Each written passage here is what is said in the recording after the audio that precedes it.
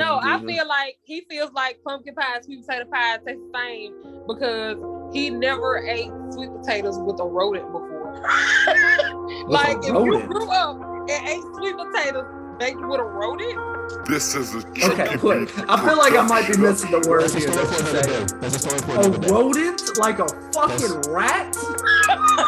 That's a story for another day. Or you saying a different word? Rats in the rodent family. That's a story for another day. Son, I know you not playing with me, and you just said you lived in Louisiana. If you can sit up here with a straight face and tell me you never ate squirrel, I'll eat my head. Oh no, of course I ate squirrel. I ate squirrel in fucking Spring Hill, but that's a story for a whole other day. And here we are. This is the But Peep This podcast. Yo. So, I'm not in Indiana today, y'all. I'm in New Jersey. He's in a hotel room working. That sounds bad. It sounds horrible. Yeah, rephrase that.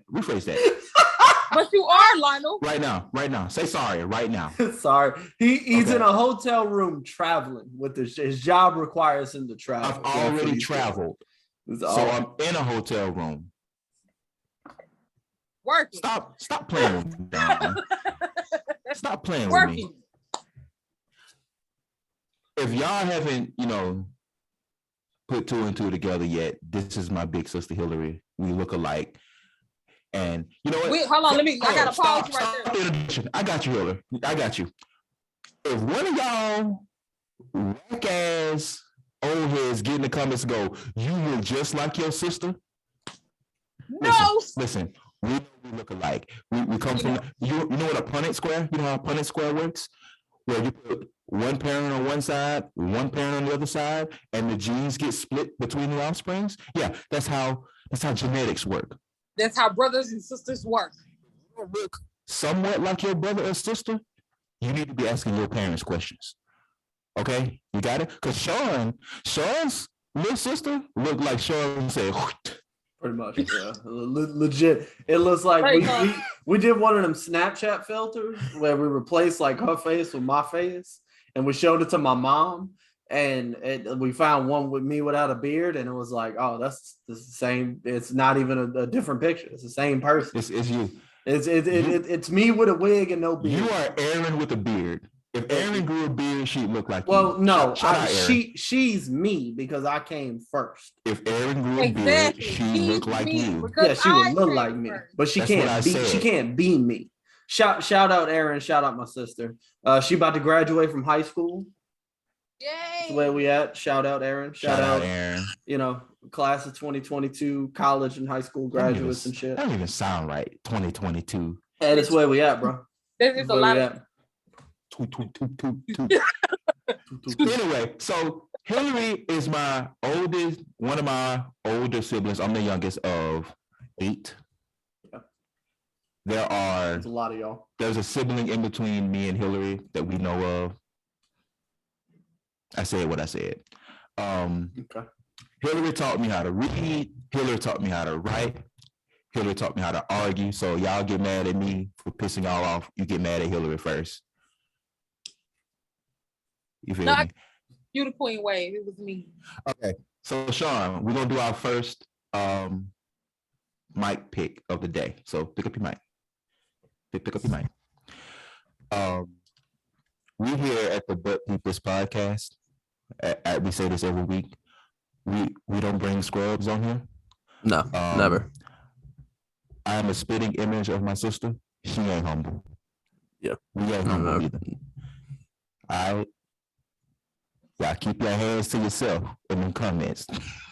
We said the same thing about Steve. Y'all listen. We said the same thing about J.E.'s. Y'all listen. We said the same thing about Cam. Y'all listen. Please, God, listen this time. And I'll cut this out if I need to. But typically when we bring on guests, I ask them to, let me know how they want me to plug. If y'all get time and Hillary allows it, go on Hillary's Facebook because that is the wildest time. I hands down between her And another guest that I want to bring on the show, dude by the name of Thomas. Shout out Thomas. Two wildest Facebooks I've ever come across in my life. Just know, ever. She has 7 siblings. And if you get on there acting funny, all you got to do is tag one of us. You will get flamed. Did you see the hand, the fingers? I'll be there too. I might not say anything, but I'll be there. Chat where we just flame everybody. All right. Anyway, that does exist. Anyways, Hillary. So we do this every guest. First of all, hey Hillary. Hi. Hey. Before we put you on the spot, you want to tell the people where they can find you? Facebook, Instagram, Twitter. Sure. You can find me on Facebook under my government name, Hillary Renee Harris. There's 2 L's, 2 E's, and Renee Harris. Snapchat on Buku Booty, the French way, BEA. Oh boy. Booty. We advertise the Snapchat. God damn, here we are. I'm gonna keep it to myself. Please. All right, Hillary, here you go. Unpopular food opinion, unpopular music opinion. Let's go. Food opinion. Y'all ready? You want to hear? Here we go. Fruit should never be hot. It should never be hot. So I have a very, very strong disagreement there, and it breaks my heart that I can't even stand by this anymore, but we'll get to that in a minute. So like we'll get there momentarily. So basically, you just invalidated like 90% of like Hawaiian cuisine. Like we just because they eat pineapple with everything. Oh well, and it ain't cold. So we're just invalidating pineapple entirely. Grace, peach cobbler is a travesty. I don't know about all that, but you know. I don't understand why anybody would ever eat hot fruit when it grows on the trees and the vines and out of the ground. It's not hot then, like it's not boiled peaches on the tree. So why would you boil them? You can say that about every vegetable. No, I didn't say. I said fruits. But you can say that about vegetables too. Do you eat pie? Name one. Like at all? Because I'm trying to think of a pie that's not a fruit. That's hot. You eat cold pie? That's what we doing over here? Okay, Sean, who eats hot pie? Are y'all serious? Exactly. Whoa, wait, time out. Like dead serious. Y'all never had like apple pie with like some fucking ice cream on it? Not hot, Sean. Y'all wildin'. Y'all absolutely wildin'. No, Sean. Absolutely. At Thanksgiving, y'all eat pumpkin and sweet potato pie, whatever fucking pie. You eat that shit cold? Who the fuck eats cold? I didn't try pumpkin pie until I went to Mel's family Thanksgiving. And sweet potatoes are a vegetable. It's not a fruit. Either which way. Either which way. We just eating pie cold.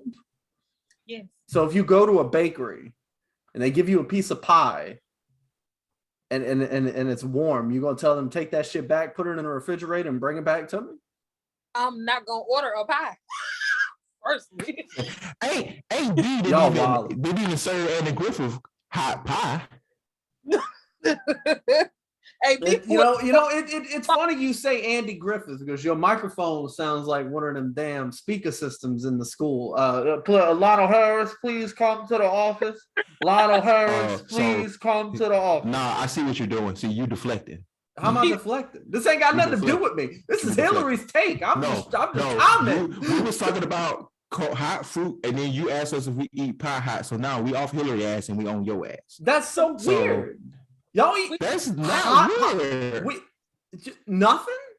That's crazy. Honestly, that's wild. It's actually the most sane shit ever to me. So I mean to you, obviously, but like I'll tell you what. This is one that I know we normally say get in the comments about stuff. I really want to hear because I've never met anybody who doesn't eat hot pie.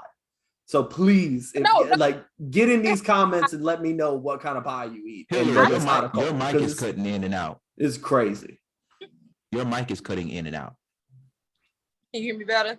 Yes, that's better. But yeah, I didn't say hot pie. I said hot fruits.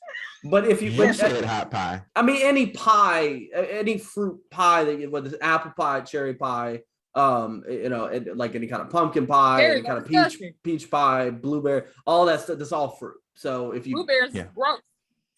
I mean, blueberries are not wonderful. I mean, I'll be honest there. But like, interesting. Okay. Can I throw an unpopular food opinion in here? Please. I feel like hot sauce is disrespectful to food.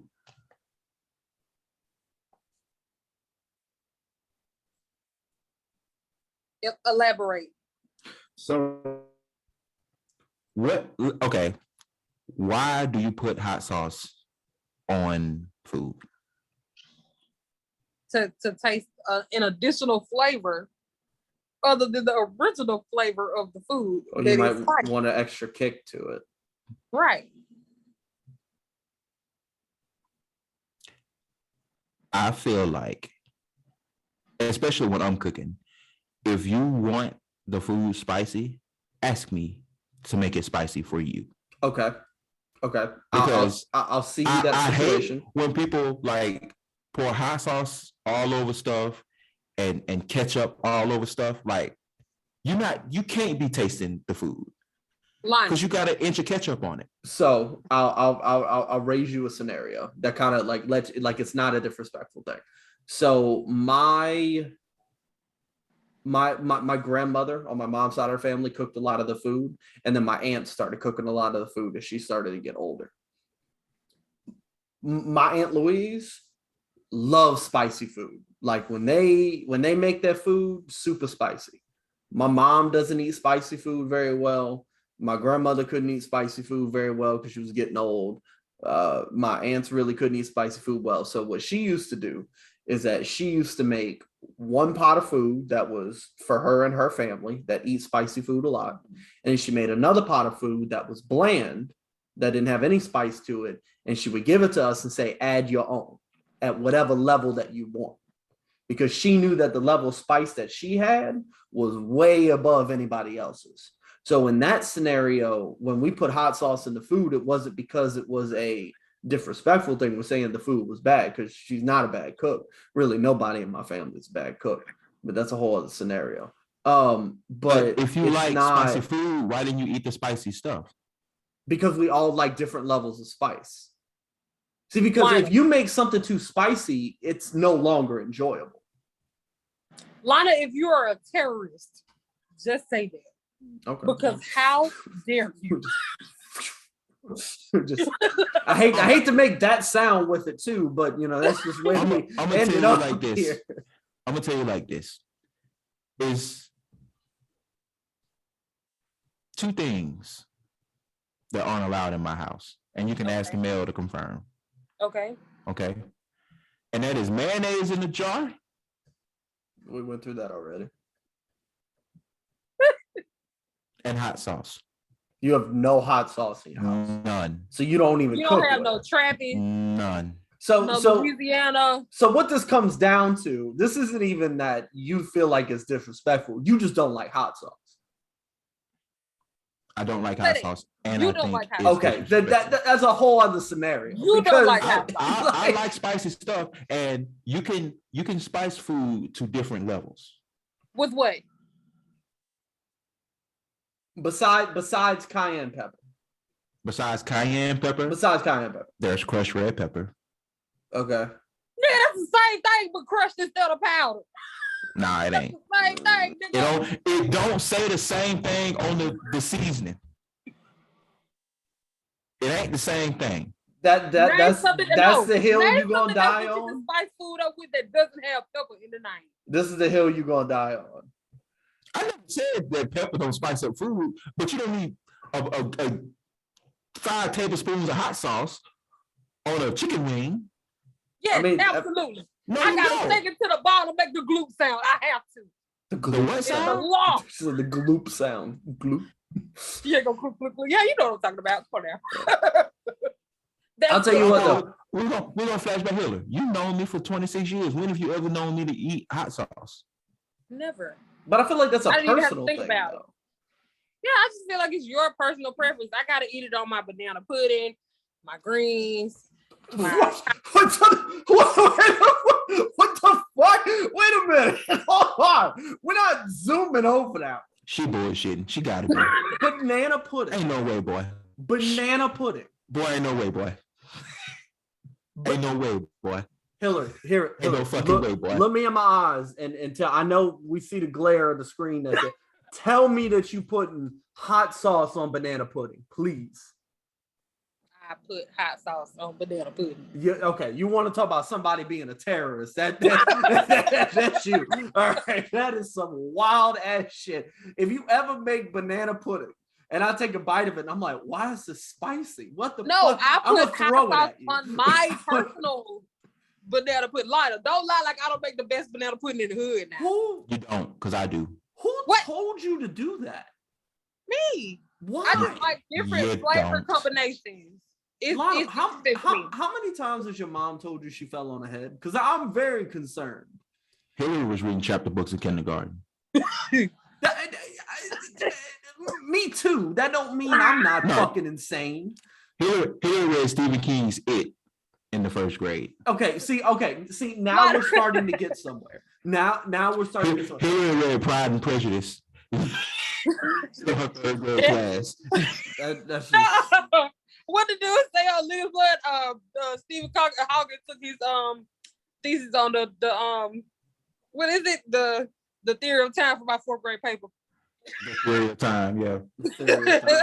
So yeah. Wow. See, if you wanted a little spice, if I was making it and you want a banana pudding to be spicy, I just added a little crushed red pepper and it would have been fine. See, I feel like that's the same. That's okay. It is the same. But if spice is spice. Not the same. Spice is spice. Whoa. No. You don't need to throw hot sauce on everything. I hate you hot sauce daggers and ketchup squirters. Whoa. I hate y'all. Time out.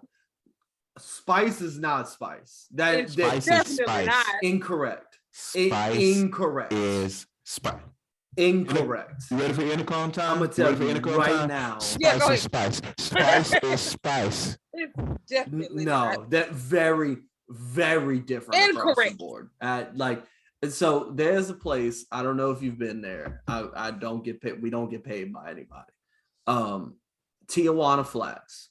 I don't know if y'all got Tijuana Flats up there. Do y'all have Tijuana Flats up there? Is it a Tijuana flask in the 5.3 PC? Go to hell. No. I can tell you that right now. What about the 27 DC? There is not. Okay. So Tijuana Flats is a fairly basic, like Tex-Mex restaurant. Makes pretty good wings for Tex-Mex restaurant as well, but that's a conversation for another day. But they're known for having a very wide selection of hot sauce, and they're very common out here in Florida, so I go regularly. Hot sauce is very different. It's a whole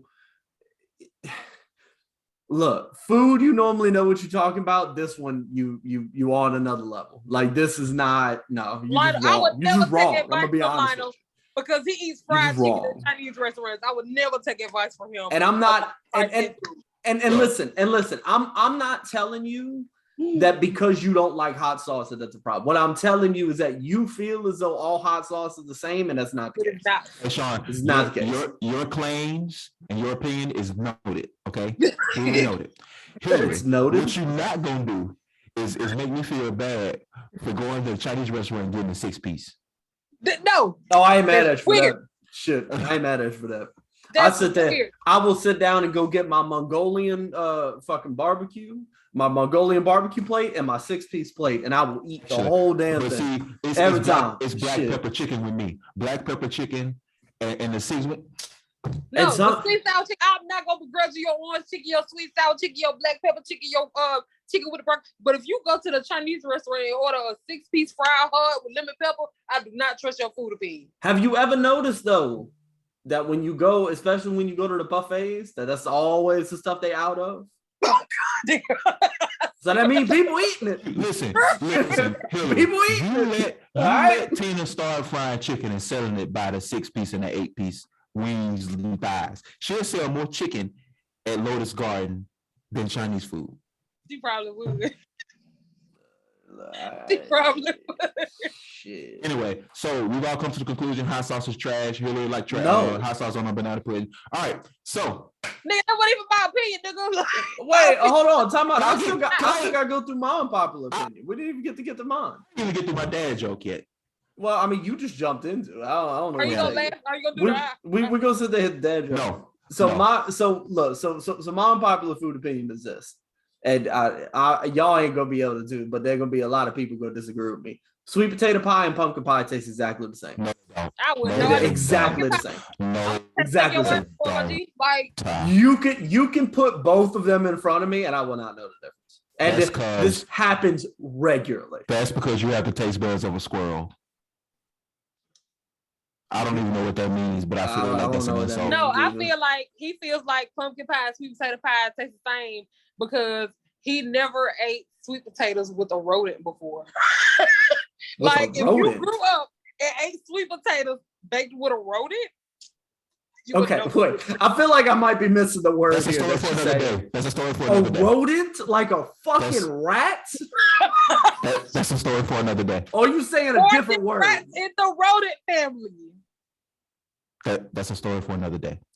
Son, I know you're not playing with me, and you just said you lived in Louisiana. If you can sit up here with a straight face and tell me you never ate squirrel, I'll eat my hat. Oh no, of course I've eaten squirrel. I ate squirrel at fucking Spring Hill, but that's a story for a whole other day. What? That salty ass damn thing. Spit that. That's a story for a whole other day. I said, what? What you put on this? Don't you say it. Don't even everybody's anonymous in that scenario. I am reporting. we salty as damn. I remember us feeding squirrel to he who shall not be named. Oh boy. And he thought he was eating the delicacy. Oh my God, is this pork chop? We don't eat pork chops like this. Bro, I took a bite of that shit. I was like, bro, that's the saltiest thing I've ever eaten in my life. They seasoned it wrong. They seasoned it wrong. Yeah, he seasoned it wrong. Yeah, right. Lamar seasoned it wrong. We cooked it outside. Of course we seasoned it wrong. Open pit. Yeah, Lamar seasoned it wrong. Hell nah. So Sean, pumpkin pie tastes like sweet potato pie. No. Incorrect. Cinnamon orange. That's what it tastes like. I ain't gonna lie to you. Orange? Where the fuck did orange come from? The color orange, though. Not like an orange itself, like the color. That's still not right. Cinnamon with the color orange. I'm telling you. I love it. I'll eat it all the time, but you can't. I literally have put myself on a plate, a piece of pumpkin pie, because I have been dealing with this for years. But people be like, man, I make some great pumpkin pie. They all taste the same. They all taste exactly the same. I have one question to ask you, and I'll tell you whether or not you ate the right sweet potato pie. What color was the sweet potato pie? It was orange. Orange. I mean, okay, wrong. No. But here's the thing: I could look at them and tell the difference. Lighter or darker than this? The sweet potato pie was lighter than the pumpkin. Wrong. That's literally 100% of scenarios. Oh my. No, what I'm telling you is you had the wrong sweet potato. You had the wrong sweet potato pie, my guy. For real. Like, this is mind blowing because this is 100% of scenarios. Like, I get it, and I respect that. Like, we're talking like 10 years, dude. That makes all the sense in the world, Sean. But if you ever had sweet potato pie that's lighter than pumpkin pie, that's not correct. You didn't have sweet potato pie, bro. Nope. Sweet potato pie is supposed to taste so can no one cook it? Because I've gotten different sweet potato pies from multiple different people, multiple different families, multiple different ethnicities, multiple different households. It all tastes exactly the fucking same. Did you eat my mama's? No, because I ain't been over there in 8 years. So yeah, how long has it been? Sean, it's been a minute, Sean. It's been a long time. Listen, I feel like pumpkin pie tastes like skin. As a person who used to bite my fingernails regularly, no. Pumpkin pie tastes like sweet skin. I feel like pumpkin pie tastes like how a witch sounds when they laugh. You know what, Hillary? That's a perfect definition. What? Because hey, do the witch laugh, Hillary. Do the witch laugh. No. Come on, do it on the podcast. It's exclusive. Just imagine it in your head how a witch sounds when they laugh, like on the little cartoons. That's what I feel like pumpkin pie like. So consensus, y'all don't like pumpkin pie. That's what I'm getting out of this. Never had. It's not that we don't like pumpkin pie. It's just it does not taste the same as sweet potato. You geeking. So you would eat the way a witch sounds? That's what that's what exactly. it tastes like. That's what it tastes like. Point. Yeah. I mean, it ain't a bad taste. It's just a little weird. Like that's what it tastes like.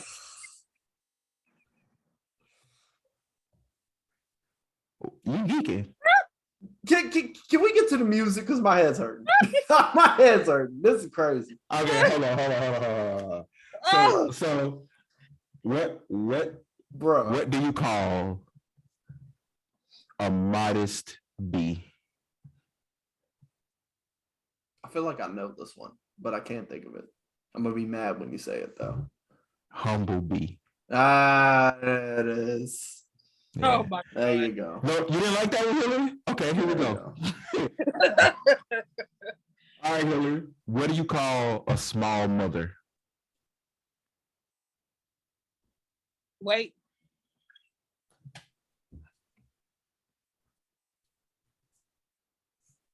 Minimums.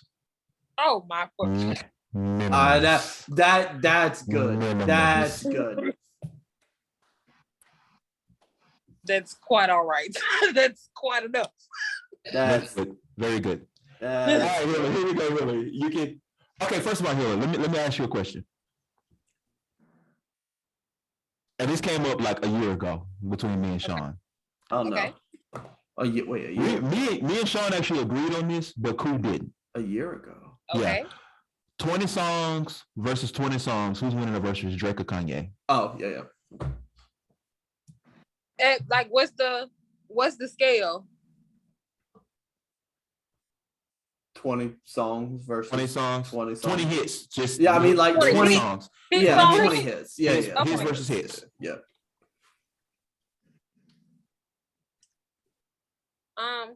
Probably Drake. That's that. No. We didn't agree with that. No, it's Kanye. It's not even close, to be honest. I'm gonna tell you the major differing factor between you guys and me. Okay, go ahead. I'm a girl, so of course we're not gonna agree. Drake has an overall more pop star appearance, so like Drake can go to Japan and like the Japanese girls will fall out like he Michael Jackson or something because that's the type of appeal that he has. Hey, you know what, Sean? Hold on. Since we're talking about Drake real quick, on the very first episode, you said Girls Want Girls was the worst song on Certified Lover Boy. No. I said that's where I turned it off at. And that's where you turned it off? That is the first time I listened to it. I've listened to it. I've listened to the whole thing. It's not the worst song, but it's one of the worst lines I've ever heard. Easily. What was the line? What was the line? When Drake says, "Oh girl, you like girls? Oh, me too." No. My bad. Oh no, my bad. Oh girl, you a lesbian? Oh, me too, bruh. Either Drake's a girl and he just hasn't said it yet, or he's got a middle school understanding of sex. That's just where we are at this point. I've heard worse lines. Dragon Ball Durag. He said, no, that song is fire. That song is fire. But I still smell good. You damn right. Baby girl, how do I look in my... That song is fire. Shout out Thundercat. He's awesome. You gotta point in the air when you say do-rag, though. You gotta point in the air when you say do-rag. You gotta hold your ear. Listen. Nah. I can't give you that one. Hey, is that Thundercat? Thundercat, yeah, Thundercat. Thundercat. shout us out, Thundercat. Oh, please shout us out. I love Thundercat. Thundercat's great. Okay, Willie, here you go. Unpopular music opinion. You might get canceled. Canceled? My unpopular music opinion. It's very unpopular. It's probably not nothing you haven't heard before, though.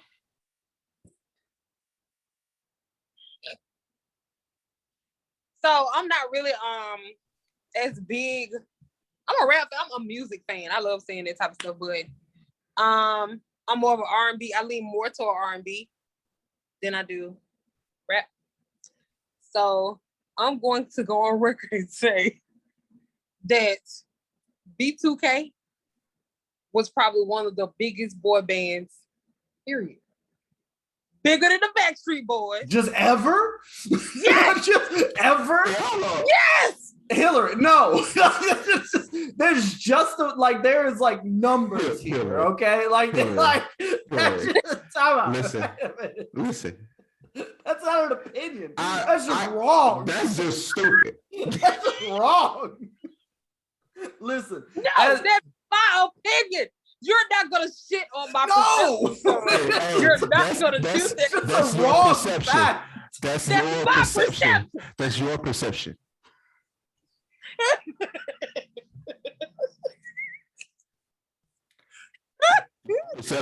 Your perception is neither wrong or right, but I don't agree with it.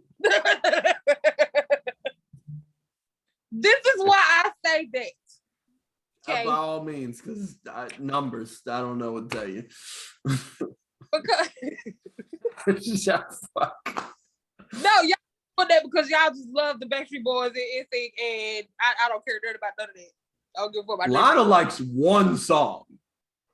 I got 3 or 4. I had a CD player with the over-the-ear headphones that I wore out the CD. Chill, because I'm not gonna lie. I know what song Sean is talking about, but don't lie like that song that start off like everybody. That song lit. Back streets back. Of course. That whole album. Y'all gotta realize that I got a white wife. Okay. And by the way, so we're throwing a party in October, and it's going to be the weirdest mix of music y'all have ever heard. Oh boy! Because we may go from Backstreet's Back All Right to Trial Time. What are you? That's gonna be so fucking lit. I can't wait. I have every intention that exact combination will happen. I'll make it happen myself. Honestly, what? Okay, so. I disagree. Strongly. Okay.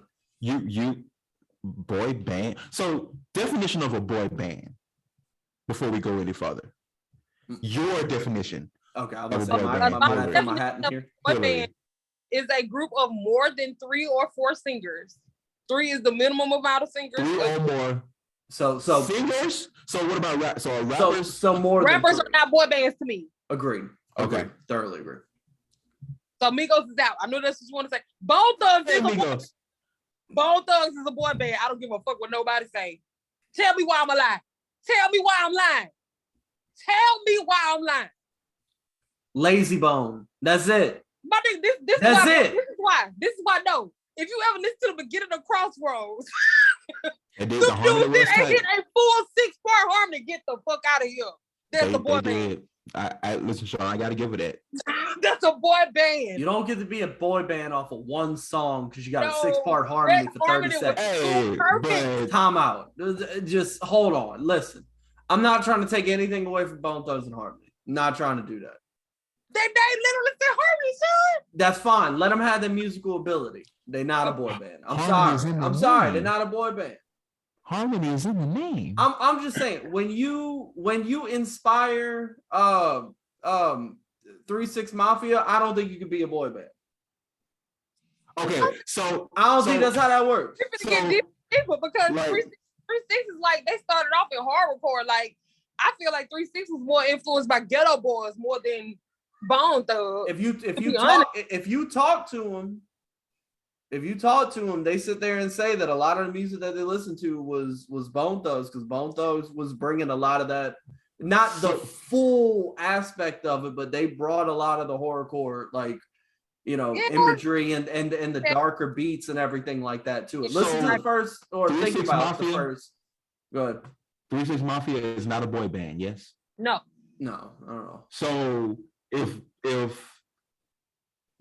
so you said that, correct me if I'm wrong, Sean, if Bone Thugs and Harmony influenced 3 6 Mafia, then Bone Thugs and Harmony cannot be a boy band. Correct. So if Backstreet Boys influenced 3 6 Mafia, would Backstreet Boys not be a boy band? And also, if they are a boy band, would that also make 3 6 Mafia a boy band too? Both of those premises would be correct. Yes. That's weird. So fine. That's a weird thought to have. Find me a statement where 3 6 has come out and be like, yeah, Backstreet Boys, that's what got us way better. Like, come on, bro. But really? I'm not saying that's true. But if that actually did happen, though, like, because then I'd be listening to 3 6 trying to find the Backstreet Boys like inspiration. Yeah, I'm gonna tell you right now, it ain't there. It ain't there. It ain't there. Okay. So B2K. No, I just what hold on. We haven't even let it explain it yet. What? Oh, yeah, elaborate. Okay, so this is gonna sound like a lecture, but bear with me. Okay. We good at bearing. Okay, need all the time in the world. I'm gonna tell you that right now. I said B2K is one of the greatest boy bands that ever existed. That's not what you said. Time out. That's not what you said. What you said was B2K is one of the biggest boy bands ever. Those are two very different statements. Yeah, okay. B2K is one of the biggest boy bands ever. This is why I say. Okay. I don't know, y'all probably got some youngest, but I'm sure you remember. You're 3 years older than me. I what? You're 3 years older than me. Stop telling my age. That's impolite. Talk to me nice. Talk to me nice. Don't do that. Okay, I want y'all to like really think of it like objectively. Don't think of, oh, he a cornball. Do you remember when Lil Bow Wow first came out? Yes. Everybody was crazy for Lil Bow Wow the braids, and he had all kind of movie deals. He was on like Mike, and he had the shoes, and he's always walking around with the dog on the chain. But could that little nigga rap? Hell no.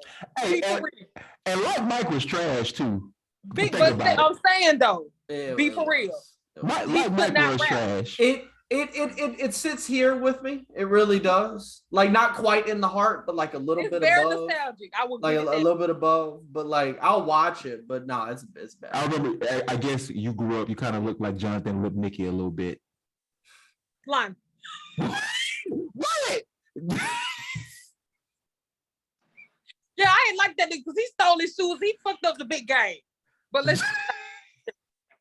He had one job. Watch my shoes until I get back. All he had to do was see his friend, Lionel. That's it. Anyway. Okay, so keep going. With Big Wild's, with his celebrity, it was just that celebrity. He didn't really have a real talent, but he was marketed as talent. Cause see, agree? Same thing with B2K. Here go these 4 dudes from wherever the hell they came from. LA. And then this producer built them up so big that they were megastars within 6 months, selling out arenas around the world, making millions of dollars. They were the first marketed group. Like that group was pure marketing because there are 4 members in the group and only one person was singing. So that's why I say that producer, I forgot what his name was, he built them up to be one of the biggest boy bands in the world. Chris Stokes, isn't it? That's his name. It's something like that, yeah. Okay. I'm not with the scenario, I'll give it to you. I would say if we gonna have the statement, we gotta go back and make some edits to the statement. But I get what you're saying. I understand what you're saying. I'm not mad at it. Okay, tell me I'm wrong. We're not gonna tell you wrong, but we're gonna put a star by it, and I'm gonna say like edits at the bottom. The sentence on that star is you geeking, but we can't prove you wrong. Yeah, that's kind of that. Thanks. So Thanks so much. you geeking. Okay. Geeking, but you got it. I discovered another unpopular opinion that I have, unpopular music opinion that I have today. Okay. Now I think a lot of people might agree with me, but I feel like people who actually listen to like a lot of like hip hop and rap music are gonna be like, nah, you doing too much. So I'm gonna go ahead and do it, and I'm gonna start with one name, Andre 3000. Okay. Okay. I feel like I'm finna get hot. Is the best storyteller in rap. 110%. Andre 3000 tells the story better than anybody. Okay, is that it? That's it. And Deontay thought that I was going to disagree with you on that? I thought you would disagree with me on that. I don't. Oh, okay. Yeah, I think Andre 3000 should be on the Mount Rushmore of Southern rap. He should. And it's weird because if you compile everything that he's done, it is probably less than like half of Jay-Z's discography. But the impact that this man has had is just absolutely insane. Huh? Put your hand down. Put your hand down. Hold on. But I'm gonna tell you what made me think about it. You know, it's always Kanye with me. So Kanye on Sunday put out a music video for Life of the Party, a song that came out, I think, prior to Donda, actually. But it's got an Andre 3000 verse in it. And I was listening to it again today because the music video doesn't have Andre in it, but the song itself does. I was like, I feel like I haven't heard this song. And I looked at all the stuff. And I was just listening to it. The stories that he paints with his words is like what I teach when I like try to get people to enjoy poetry. Like when I'm trying to like teach students about poetry, and I'm using like Edgar Allan Poe and like Edgar Allan Poe is really the main one. I'm not gonna lie to you. I teach a lot of Edgar Allan Poe. And like when I use Edgar Allan Poe and I'm trying to talk about how he's like using the words to craft a story, there's a part in there where he's talking about how like he would go to Sunday school and it was a girl who would help him with his homework, but he ended up like, you know, like hooking up with her. But because of the context of the song, there's a lot of passion behind it. You could just, with the way he tells it, you could just like picture the church. You could picture the adults in the background. You could pick like, I don't know.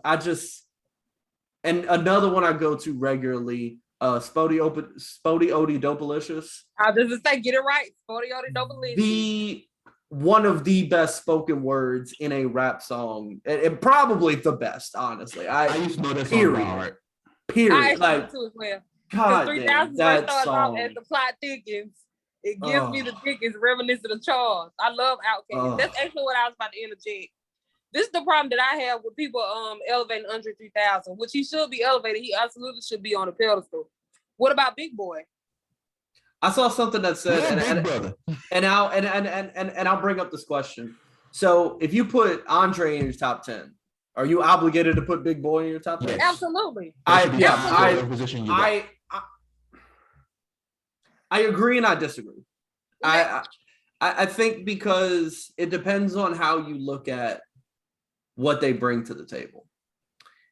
They're outcast. I think that if you what I'm saying is that if you look at Andre 3000 as one of the biggest things that I enjoy about Andre 3000, again, I'm quoting here. One of the biggest things I enjoy about Andre 3000 is the fact that I enjoy the way he writes and the way he says things. Big Boy doesn't really have an influence on that. However, if you're trying to say that Outkast is one of your favorite groups, that's not just because of Andre. Do you see the difference I'm making here? Like, it's one of those things where, like, if you enjoy Outkast, you have to put them together. Yes. But if you're talking about writing and delivery, you can separate them because they have two very different delivery styles. Okay. Big Boy's a lot more digestible. Andre's a lot more eccentric. Yeah, you wrapped it up. They're still here. Okay. You brought that on. Okay. Yeah, like they're still here, 100%. But that's why I'm saying I agree and I disagree because I put them in my top 10. Okay. I put them both in I have Andre above Big Boy, but and they're spaced, but we can get into that another day. So But it's my turn now. It's my turn now. Do you think? So I set you up last week for this unpopular opinion, Sean. Okay. The South needed plies from 2008 Oh, to you 2012. bitch. Oh, you bitch. Let me tell you what happened. Oh. They needed Plies. Lil Wayne started it off, but he couldn't finish it. Plies came in and wrapped it on up for him. We needed Plies from 2008 to 2012 because T.I. was in jail. Okay. Gucci Mane was in jail. He was in jail. We got tired of stupid fruity swag. Quarter brick, half a brick, whole brick. Hold on. I got to pause you right there because Roscoe Dash was the voice of our fucking generation. You bullshit. Listen, I'll never forget all y'all gangsters and thugs out here from the 5P3C. Y'all was wearing mohawks with glitter in high school with your school uniform. Yes, you had the orange glitter in your head to match the uniform shirt every day. I ain't forget that. I got 3 people in my head that I want to say something to now, but nah, we gonna let it slide. Y'all thugs now. But y'all had the mohawk with the flames on the side. With the 2 different polo shirts on and the 2 pair of different color socks. There you go. Damn. Wearing 2 uniform shirts a day, wasting them. Because you wanted an orange collar and a blue shirt to match your orange and blue mohawk with the socks all the way up. And y'all thought that shit was cool. It wasn't. What was it doing? Like you said, they were wasting. Wasting the uniform shirt. Wasting it. But the bottom one, see, we knew you wore a white shirt under the one you had on, so we know that one musty. And then we saw the blue one you wore on top of it, and we saw you spill nachos on that at lunch. So you wasted 2 uniform shirts. So you can't come to school the next day wearing a white uniform shirt because we know you geeking. You didn't watch that. You didn't watch that. And that's Roscoe Dash's fault. I'm gonna say 2 things about this statement here. One of them's gonna come up a little bit later, but one of them's relevant to right now.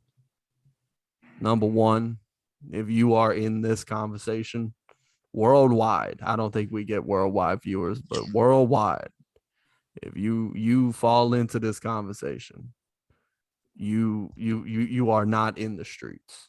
You are not. That's not where you are. You high school fam. Yeah, and not hot. Listen, and it's totally okay if that's what you did and you're proud of it, but don't try to claim that you in these streets. And number 2, I don't ever want to hear y'all say Young Thug is gay if you did that shit back in the day. I'm just throwing that out there. Listen. Young Thug put on a dress for the Jeffrey album. You had glitter in your hair. There's a big there's listen, I just don't want to hear it. I ain't gonna lie to you. They had like the little spray chalk line. I don't know. Do you remember that line? They used to cut lines in their head, and then they used to get different spray chalk. You gonna cut it? You gonna do a double line up and then fill in the double line up with another color? That's stupid. I'm also gonna say the same thing about if you saw Drake's little heart in your hair. If you try to put that heart in your hair, again, I don't think you allowed to call Young Thug gay. Nothing was worse than the Wiz Khalifa patch. Lionel, I still want a little.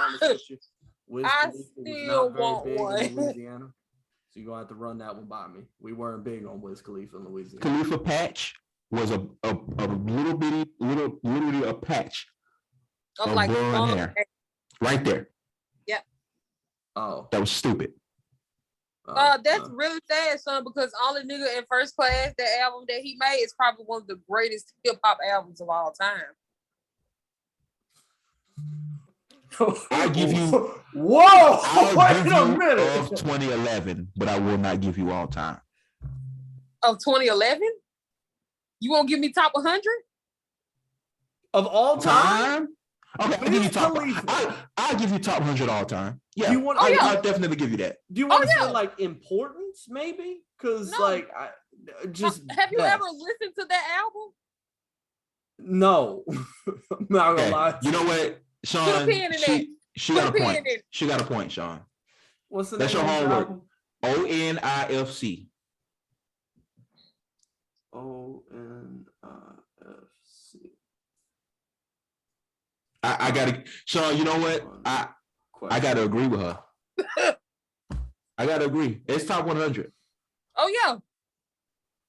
And that's not unpopular at all. And I know y'all gonna go ham and come to some. Oh, you didn't say Jay-Z. You didn't say It's established that we're really not that big of Jay-Z fans. No, I feel like it's hard to deny Jay-Z his flowers at this point. And I think if you try to spend your time denying Jay-Z his flowers, you just I don't Why know. does he deserve five? Like, you're just wasting your time. He's done a lot for music. We just don't rock with him like that. What did he do? What did he do? Everything. I don't know. What do you mean? What did he do? What did he do? Like, he's literally one of the most impactful rappers of this time. Why? What do you mean? What do you mean? Why? Hey, I'm finna call Jay-E's back on here. Hold on. We can have that conversation though, because that just. I mean, like I said, if you're having girl problems, I feel bad for you, son. I mean, he had Obama's doing this. I mean, let's be honest here. Like, hey, you know can't. Since we're talking about music, from 2000 to 2009, okay, that hip hop, in my opinion, had a greater influence on hip hop than 1990 to 1999. Oh, thoroughly agree. Like, for real. Like, and even the 80s, because I keep bringing up Kanye. Kanye said he had a dream he could buy his way to heaven. When he awoke, he spent it on a necklace. That's like one of the hardest lines of all time to me. And then I feel like the hardest line in hip hop was what that nigga said. A hip. Oh, enough. You're finna get kicked out of here because talk about we ain't gonna talk about these Maryland dudes that didn't even know how to rap. They just gave him the list and said, "Here, read this," and he went, "Read this to the beat."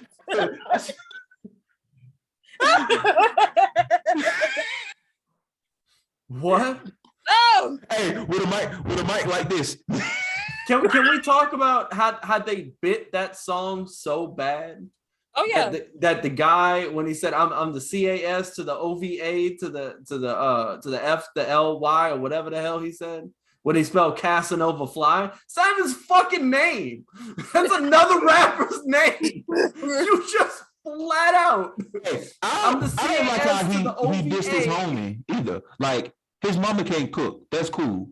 But you had to put Buddy in the song. Oh, he made a whole rap about the song.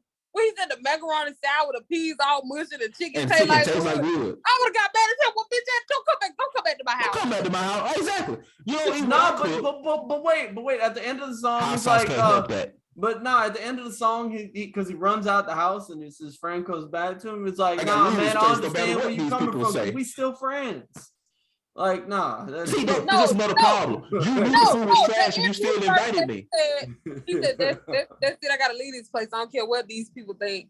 I'm just sitting here making myself nauseous from this ugly food. That stinks. Then he said something about went to the store for quick relief. Yeah. From a bottle of KO Pictate. So he ate the food. He did. The food was nasty. Yeah. He ran out the folks' house like a fucking maniac. And then just went and drank. And then mind you, the friend is sitting there being like, "Oh no, mom, he's not full. Give him more food." Lionel, let me tell you. Who don't like chicken? Let me tell you. Who don't like baked chicken? Huh? Baked chicken. Lionel. Like chicken. Chicken. Let me explain something to you. And you know what? I'm gonna pull my mic for this one. Pull your mic, Sean. If you friends with somebody and you say they're not eating, don't give them more fucking food.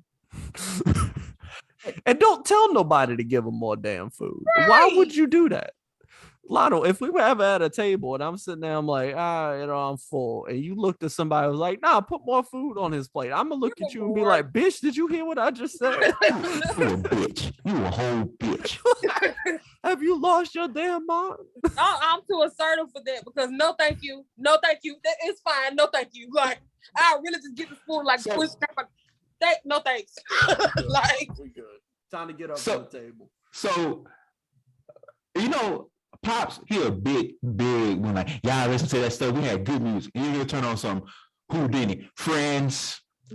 How many of us have them? Friends. Like what?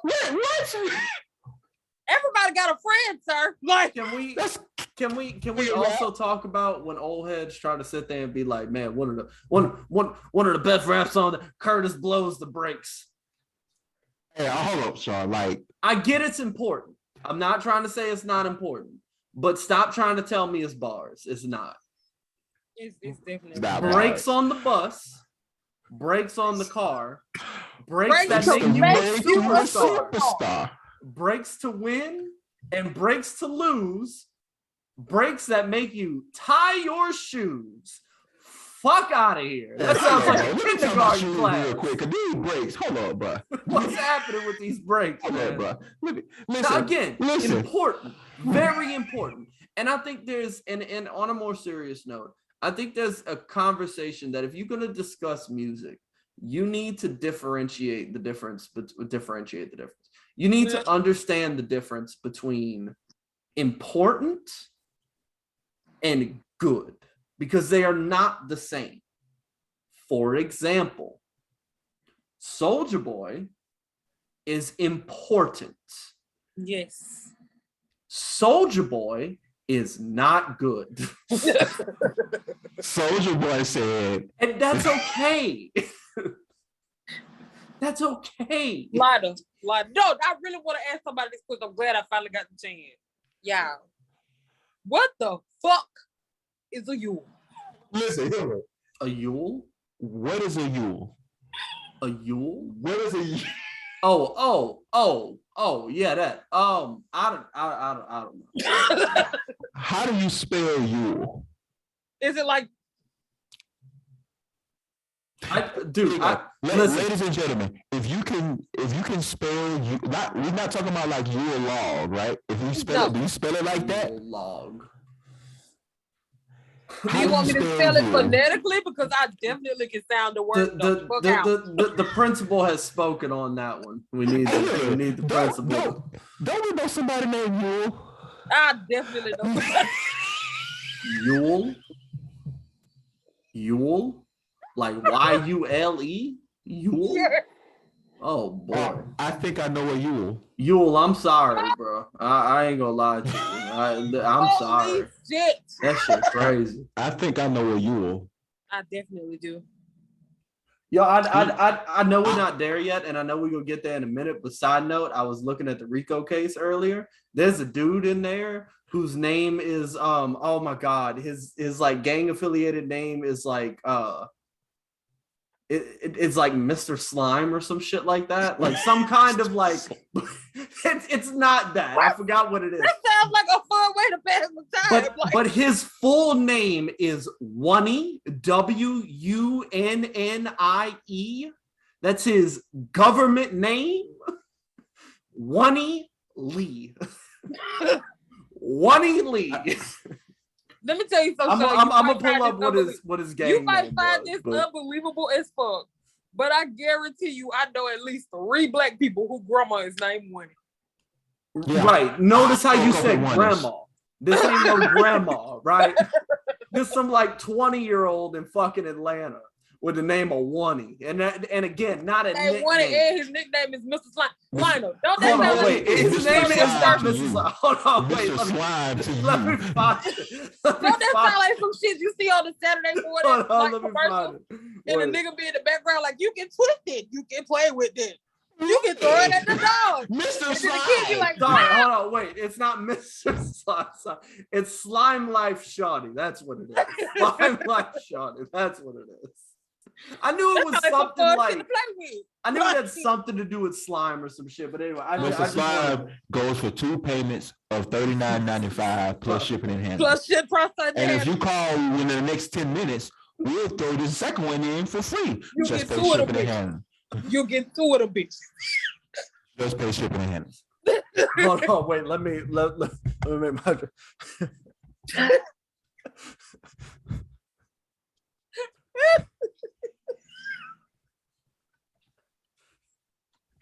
Oh.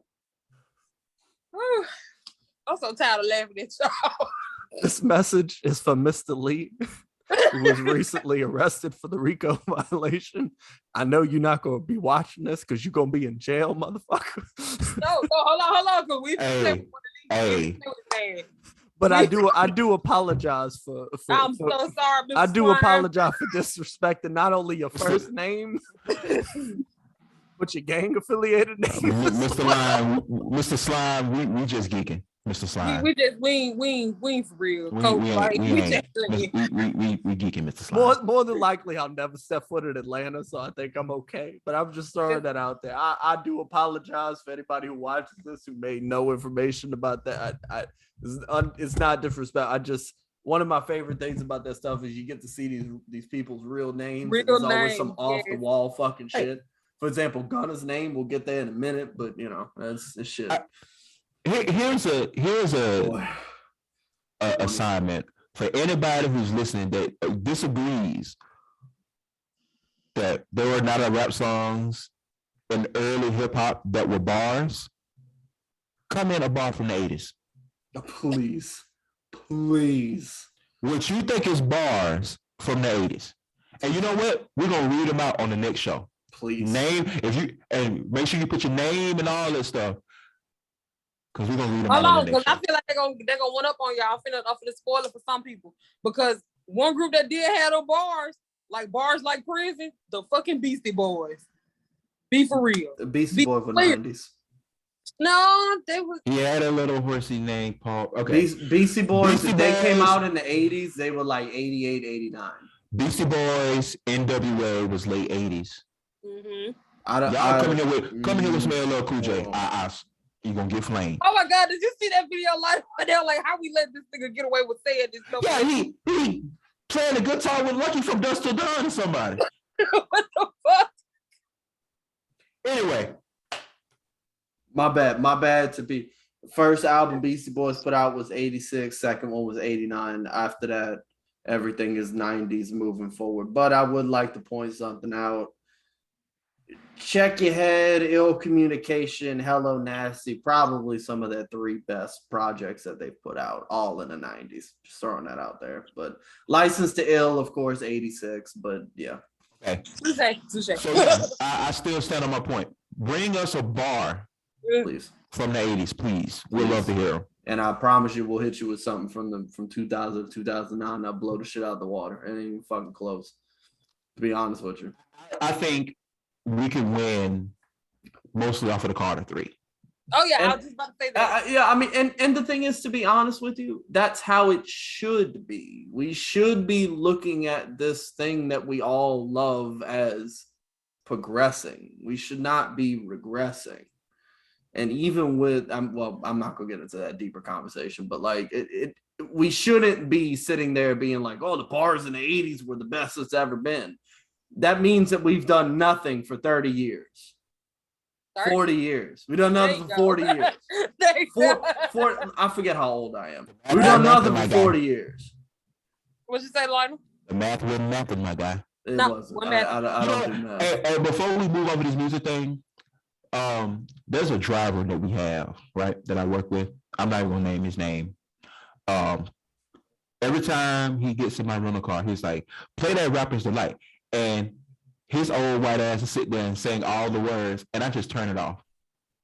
Why you turn it off? We was jamming. Shut your ass up. You were jamming. I'm not gonna lie to you. You was jamming. I also know all the words to Rapper's Delight because I, along with a lot of other people, sat there when I was younger and was like, "This is awesome!" Like, and so I learned it. Like, I got bored and I was like, "I'm gonna figure it out." Is there a music video to Rapper's Delight?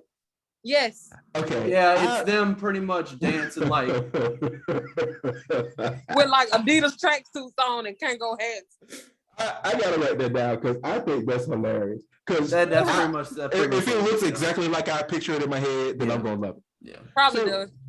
Right, moving on to y'all hear about this escape convict? Like Alabama just stay on the map. Like God, we can't ever not be in that bad. I'm gonna let y'all take this one because I don't know what's all about it, but man, this shit funny. You got. I'm not gonna name names because y'all look it up. So in Lauderdale County, which is Florence, Alabama, for Florence Marshall Shoals for the Alabama folks. That's North Alabama, not us. Not us. Not the PC.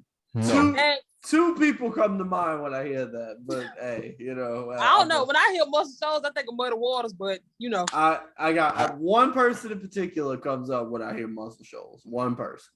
And shout out that person because I know who you're talking about too. Yeah. Okay. So and then the other guy. Him.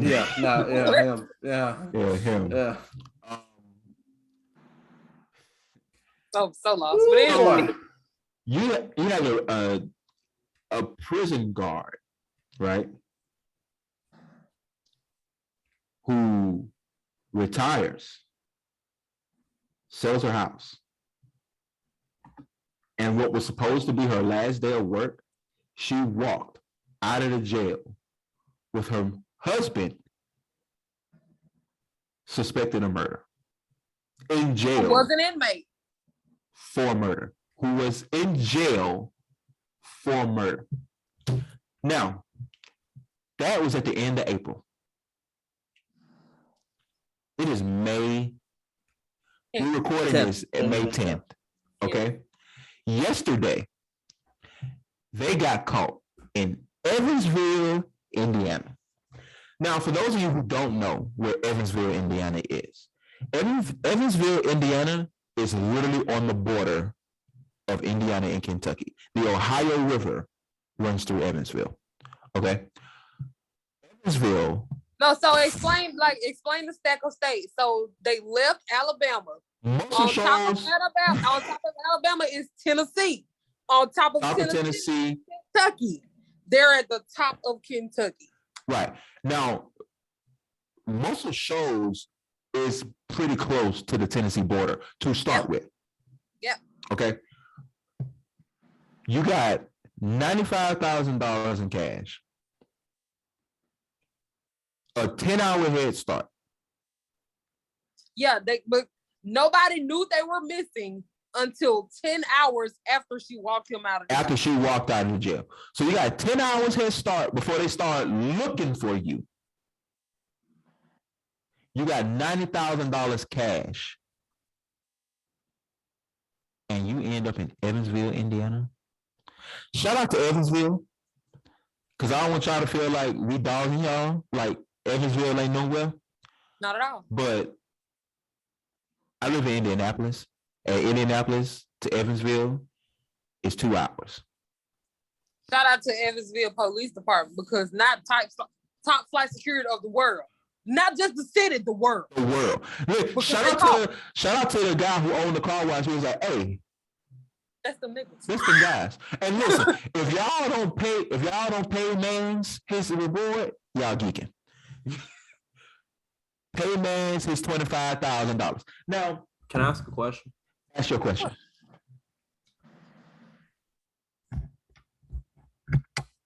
How does an inmate go missing for 10 hours? I'm going to tell you how. You want to know how it happened, Sean? I would love to know. She walked his ass out of there. Okay. That's simple. I'm going to explain a little bit deeper. I'm going to ask my question again. She was a correctional officer. She had seniority. So with her having 35 years of experience, and she says, oh, I'm taking this inmate to the doctor. He has a doctor's appointment. They'll go, okay. And that's basically what happened. She walked out. They walked out. Literally just walked out. That was it. But after 2 hours, we're not sitting there being like, hey, why don't we try to call? Doctor's appointment taking a little long. Because 6 o'clock, doctor's office is closed. Here's my thing, right? let's say, right, that that they actually cared about the scenario, right? Okay. Right, because honestly, the more I look at it, the more I'm like, I think they just didn't care until people started posting about it, honestly. Don't you think that if a correctional officer left somewhere with somebody suspected of murder, that if they didn't show up for 2 hours after you were supposed to go to the doctor and they're not answering phone calls, that they'd put out an APB at that point? You forgot one important fact. I feel like that's step one. The most important thing you forgot is this is Alabama. I just want to know what was happening during this time. This is Alabama. I just want to know for 10 hours. I feel like what was happening in the jail at that time was like the other correctional officers were correctioning and the inmates were inmating. I feel like it really it was one of those things where everything fell into place and nobody suspected anything. I don't think anything because of her seniority. Actually, I feel as though none of this fell into place. In fact, I'll go one step further. This was the perfect plan. I feel like legitimately, y'all ever seen that Key and Peele sketch where Key is like the correctional officer, and Jordan Peele is the guy who's like, hey man, you gotta let me out, and he's like, oh, I do, all right, cool, and he keeps letting him out over and over. It feels like that because I don't understand. And then mind you, in that sketch, they just keep putting that same officer over the same dude. And they're yelling at him, but then they're like, go back and do your job. I forgot to mention, Florence to Evansville is only 4 hours away. I actually wrote a status. Okay. I wrote a status about it. You want to hear it? Here you go. Okay. If I had 10 hours head start and $100,000, I would be in Venezuela yesterday. It's like the last place you want to go, but I feel you. I mean, but I would not be in the country. Listen, no. And then they were scared to leave the country because they had a 10-hour head start. They could have got on any flight they wanted to. 10 hours is a long time. I live in Indianapolis. People. I live in Indianapolis. Detroit is 3 hours and some out 3.5 hours from Indianapolis, right? Canada borders Detroit. I got enough time to drive to Toronto or wherever the nearest airport in Canada and hop on a plane in Canada to wherever I want to go. Yep. I'd have called my black ass in Nova Scotia. Nova Scotia. What the fuck is you doing in Greenland? Exactly. Iceland. What you doing at that? This bad. We felt this in Taiwan. I would have been somewhere weird. Czechoslovakia. They found me a Prague. What? I hate to do this to y'all. I really do. But I think this situation speaks to the education level of Alabama as a whole. I feel like this is very indicative of, man, this is bad. This is bad because I feel like they skipped geography class. So I feel like what happened, and sorry if I'm being crude, but you are not enough to say that, right, Lionel?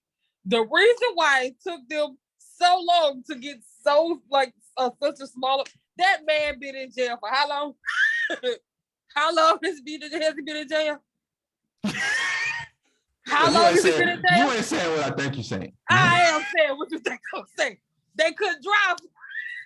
Oh, he can't read. Oh, that makes sense. No, he couldn't drive. Oh, he can't drive. We can't say that on the podcast. Okay. We can't. No, we can't. Am I missing something? Yes, you are. Okay. So you telling me? Hold on. Wait. Hold on. All right. Makes sense, Sean? All right. Got it. Sorry, y'all. That wasn't suitable for audience there. Oh man. But see, I got questions. I got a bunch of questions. So you and me both. I got questions, and these are rhetorical. These are rhetorical. Okay. You go 4 hours from where you escaped with $95,000 cash, and you get caught, right, with an AR-15, couple handguns, and you got $29,000 in cash up. Where did the $70,000 go? Where'd you spend it? You were in Evansville. Where'd you go? Where'd you blow it on? Lionel, it's really not unreasonable, honestly. Maybe it blew out the window. They probably bought the first getaway car, probably bought a cash so they wouldn't leave a trail. They used her yellow car, orange car. Yeah, they were in the same car. That's how they found them.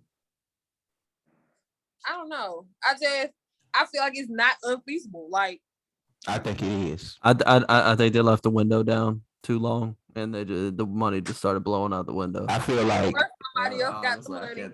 But that was their money, I guess, for all intents and purposes, for them to live with, to live on, or whatever. So in Evansville, he was like spitting his chewing tobacco out the window, and some of the money just started flying. They were like, "Damn, what's all that paper flying behind us? We should probably check to make sure." Did you rubber band the why are you affecting that accent? Almost to Evansville. We can't stop. Did you rubber band the money before we left? Oh my God. So no, I don't think so. I don't know what a rubber band is. And then people, I know what one of them stretcher things is. Sorry, I'm done.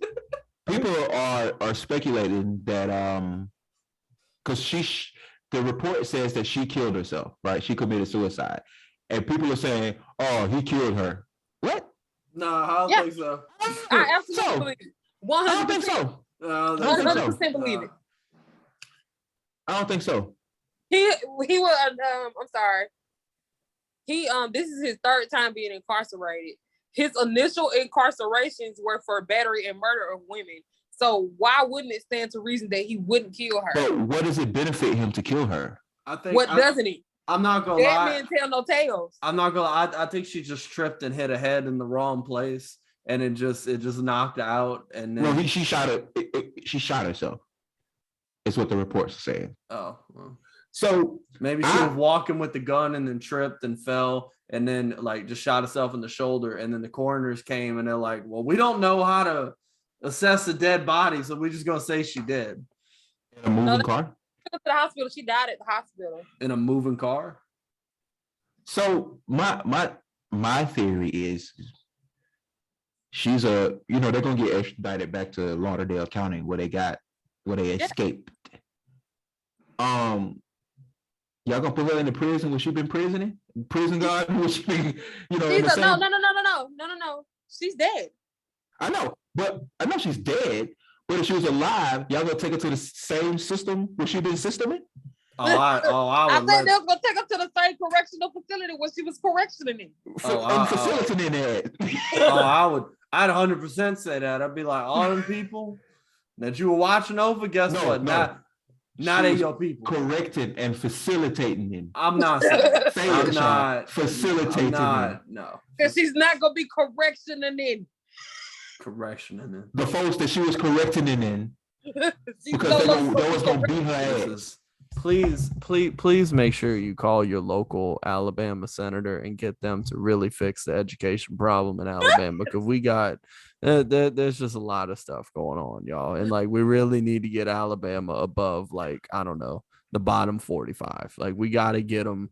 We got to get them out of the 45 like category. If we can get them above 45, I feel like we're making some progress. Call your local Alabama center. Call Kate Ivey. Let her burp in your ear. Steering the ship. Best video ever. Bring Alabama back on the map. I hope KI be listening to this too. I hope so too. I would love. You sound like a tenor in a Call church choir. the Alabama Hammer. Call Charles Tyler Clark. Katie Ivy, I I'm know. Charles Tyler Clark, and I've been handling disability states claims in the state of Alabama for more than 30 years. Our experienced staff is experienced. Our experienced staff is experienced. Please tell me we fucking lie. Just like yours. Oh, so if you need help, call us. Call Goldberg 800 600. Shout out to Alabama. You don't know nothing, Sean. Talk to us nice. Oh, you look like a vegan that came into some money. Anyway, neither one of those are true. You look like okay a vegan with either one of those that came into some money. Just and so you need to get your eyes fixed, so you got some gold glasses. Because you still want to save the earth, so you don't got like on a shirt you, that's what, 100% you mean to tell me you don't like my gold grandpa glasses? Dude, I keep these glasses till like I'm 70. And they'll still be in style. You know why? These are the glasses these grandpas be wearing. Now I got them. That's what we're doing. You look like you say there's no GMOs in this all day, every day. He looks like he's asked, is this gluten free all the time? I'm vegan. Do I really look like this much of a vegan? Like I've never gotten this before. This is crazy. Ask Deontay. If you told him you was a vegan, would he believe it? And if he says yes, by just your appearance, I was going to say appearances. But just my that's how you say your appearance. Please make sure you call your local Alabama senator. We really need to fix that education system in Alabama. I'm telling you. Louisiana too. That way y'all not think I'm taking shots. We need to call Louisiana system too. Your whole state sound like Boom Howard. Dango alligator. Dango crawfish Mardi Gras, man. But I digress. We honestly digress. We honestly do it. Yeah, let's talk about it because Louisiana been trying to flex on us. Took what ours was because we had Mardi Gras first. Let's talk about it. Y'all are fat Mississippi. Don't do this. What? Y'all are fat Mississippi. Both in the way that the state looks. Legitimately, y'all look like all how y'all people look. Y'all got tiny heads at the top and a big ass beer belly. Roll Tide on the weekends. Y'all drinking too much goddamn beer. Need to do some damn sit-ups. Y'all are South Arkansas. What's South Arkansas? Arkansas don't even exist without us. I don't even know what you're talking about. Arkansas. No one even knows what Arkansas is. No cap. I called Arkansas Arkansas till I was like 6th grade. Let me. Okay, you. Okay, all right. We need to fix the education system in Alabama. Don't blame the education system because I don't say that. You keep it. I don't know what that is. I would just. Look, everybody learns differently. That's what you learn in education sometimes. Listen, I had to explain to one of my students. I don't think she's listening, but in case she is, I apologize in advance. I had to explain to her that Puerto Rico was not in Europe. We had to pull up a map and talk about how Puerto Rico was not in Europe. That was probably the worst one. I'll do you one better. Oh, you don't want me on this one, I'm telling you. I have drivers today that I had to explain to them that Puerto Rico is a U.S. territory. Absolutely. A guy was arguing that his, sister-in-law, who was born in 1971 in Hawaii, was not American. 1971. She is not American. 1971. Lionel, she is not American. And what state is this, Lionel? Hawaii. No. The person. What state is this? This is Indiana. Yeah, this is Indiana. It's Indiana. If you are above the age of 40 in Indiana, I need you to see your face with your mic, with your statement. Bring there you go. If you are above the age of 40 in Indiana, I need you to step away from the education system, please. I'm just waiting. I'll tell you what. I'll say 42. We'll say 42. You're about the age of 42 in Indiana, and you from Indiana, and you were raised in the Indiana public school system. I need you to step away from the education system. Sean, you teach history somewhere, right? I teach world history, sure do. When did Hawaii become a state? That's U.S. history, sir. But it's somewhere along the lines of like 1959, 1950s or 1960s. 1959. I just said it. 1959. Is it 59? Sure, 59. Yeah. So it's safe to say that if you were born in 1971 in Honolulu, you're a U.S. citizen. Of course. Yeah, that would make a lot of sense, actually. Yeah, I figured it would. Don't ever bank on, talk crap about Alabama when you ain't been to Indiana. Okay, I'm gonna tell you that. Now, the moral of the story is, if you're gonna break somebody out of jail with $100,000 and a 10-hour head start, do better than Evansville, Indiana. Yeah, like truly. Do better than Evansville, Indiana, please. Like just attempt to commit crimes. Like if you're gonna commit a crime, at least I don't know, give an effort. I don't. I definitely do like some Bonnie and Clyde shit. Like I just get out of the car in a bank and then just have like a Tommy gun. I don't know where I'm gonna get the Tommy gun for, probably from like the Museum of Natural History or something. I don't know. But I'm just getting. It's true. This is where you're gonna get the Tommy gun from Bonnie and Clyde. Jesus Christ. Where Fargo, and I'm just shooting the Tommy gun and like I'm gonna terrorize the fuck out the nation. And they're probably looking at you like, why are you shooting? It's not how this works anymore. We gotta go to the kiosk and shoot. What do you want me to do? They don't even pay me enough. What do you want me to do? Move. Just move out of the way. Oh God! So do we have any last statements on these convicts? I think we need to help out the state of Alabama when it comes to Tide. That's all I gotta say. Roll Tide. That is a Roll Tide moment. Unfortunately, Roll Tide. Boy, howdy. Unfortunately. All right, let's talk about. Let's move from Alabama to another southern state.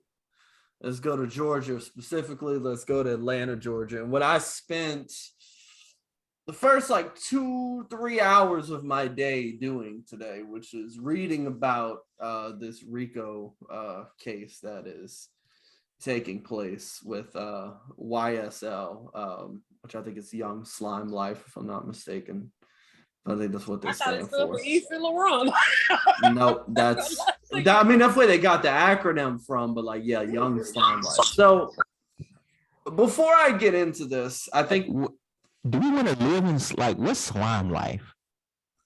Like, is it like a constant state of like mucus? I'll explain what the slime are of why they've said it that way. Now, why they use slime in general is just I don't know. It's not very smart. I want to ever be slimy. That's like okra. However, I am going to tell you that slime is a person, and we'll get to who slime is in a little bit.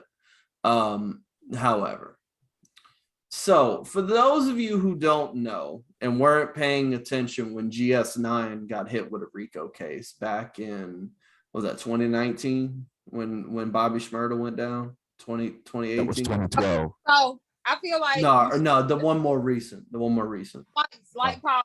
Explain to people who don't know what RICO is. That's what I'm doing. So RICO stands for Racketeering, Influencing Criminal Organization.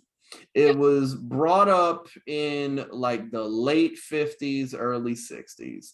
And it's what they use to be able to bring down what is known as criminal organizations. You might the mob, the mafia, the Italian, the Irish, whatever you want to call it. Your big heads of the mafia during the time in Texas, Soprano, pretty much, right? To Texas, fictional. Louisiana, Florida, New York, and Chicago. Jersey. Those were your five. New York and Jersey were run by the same. Well, tri-state. Group. Yeah, tri-state. So So they brought those in because what they found is that instead of trying to go after all of them individually, we can go after them all as a group. Now, if you hit somebody with a RICO charge, what you have to prove is that there are two things you have to prove. You have to prove that, number one, that there is a criminal hierarchy. So this is not like one or two people doing something and they report to one person. This is, you got a dude at the top, you got people below, and this is how the criminal organization is. They have nicknames, they have sign language, they got all kinds of stuff, right? And if you want to see a perfect example of how this plays out, go watch American Gangster if you haven't seen it. American Gangster gives a nice look into what it takes to get a RICO case. This is not, they didn't wake up one day and go, we're going to hit YSL with a RICO. No. It's been years. At minimum, they've been watching them since 2018. At minimum. And I'll explain why that specific date momentarily. So the other thing you have to prove in a RICO case, and so when people look, and I've seen a lot of different differentiating things, you have to prove that every criminal charge was not done in an individual effort, but instead was done in an effort for the entire crime organization. So with that being said, last night at about 9:30 p.m., it broke that what is now known as the crime organization, currently of what they're calling the YSL, which, as those of you who follow hip hop know, is essentially Young Thug's label. They're saying that Young Thug, Gunna, and 26 other members were a part of a crime organization that also went by YSL. They were blood affiliated. They called themselves the Slime. And so basically they wore green, Bloods wore red. So they were affiliated with the Atlanta Bloods. That's the background of this. Okay. Here's why this is going to get really ugly really quickly. I feel like you should have a whiteboard in the background right now. I should have. I honestly should have. Like, because I'm telling you, this is Slime, and this is a what? RICO. I spent 3 hours this morning reading multiple news outlets, multiple different things, doing my own research on stuff. And I'm gonna tell you right now, my predictions: Young Thug and Gunna are gonna serve about 1 to 2 years. At least 5 to 6 of them are going to serve life. And then they're going to be spreading some in between there. They got them on about 8 different murders. It seems like 1,000 damn gun charges, which is, I've made this statement very clear. And this might come across in a way, but honestly, I'm trying to help people. If you are a young black man in America, please register your gun. I can't tell you how many times I see people and hear about these scenarios where the main way that they get them is by the fact that, oh, the gun was unregistered. Register the damn gun, please. Because if you don't, it's a felony. You're going to jail.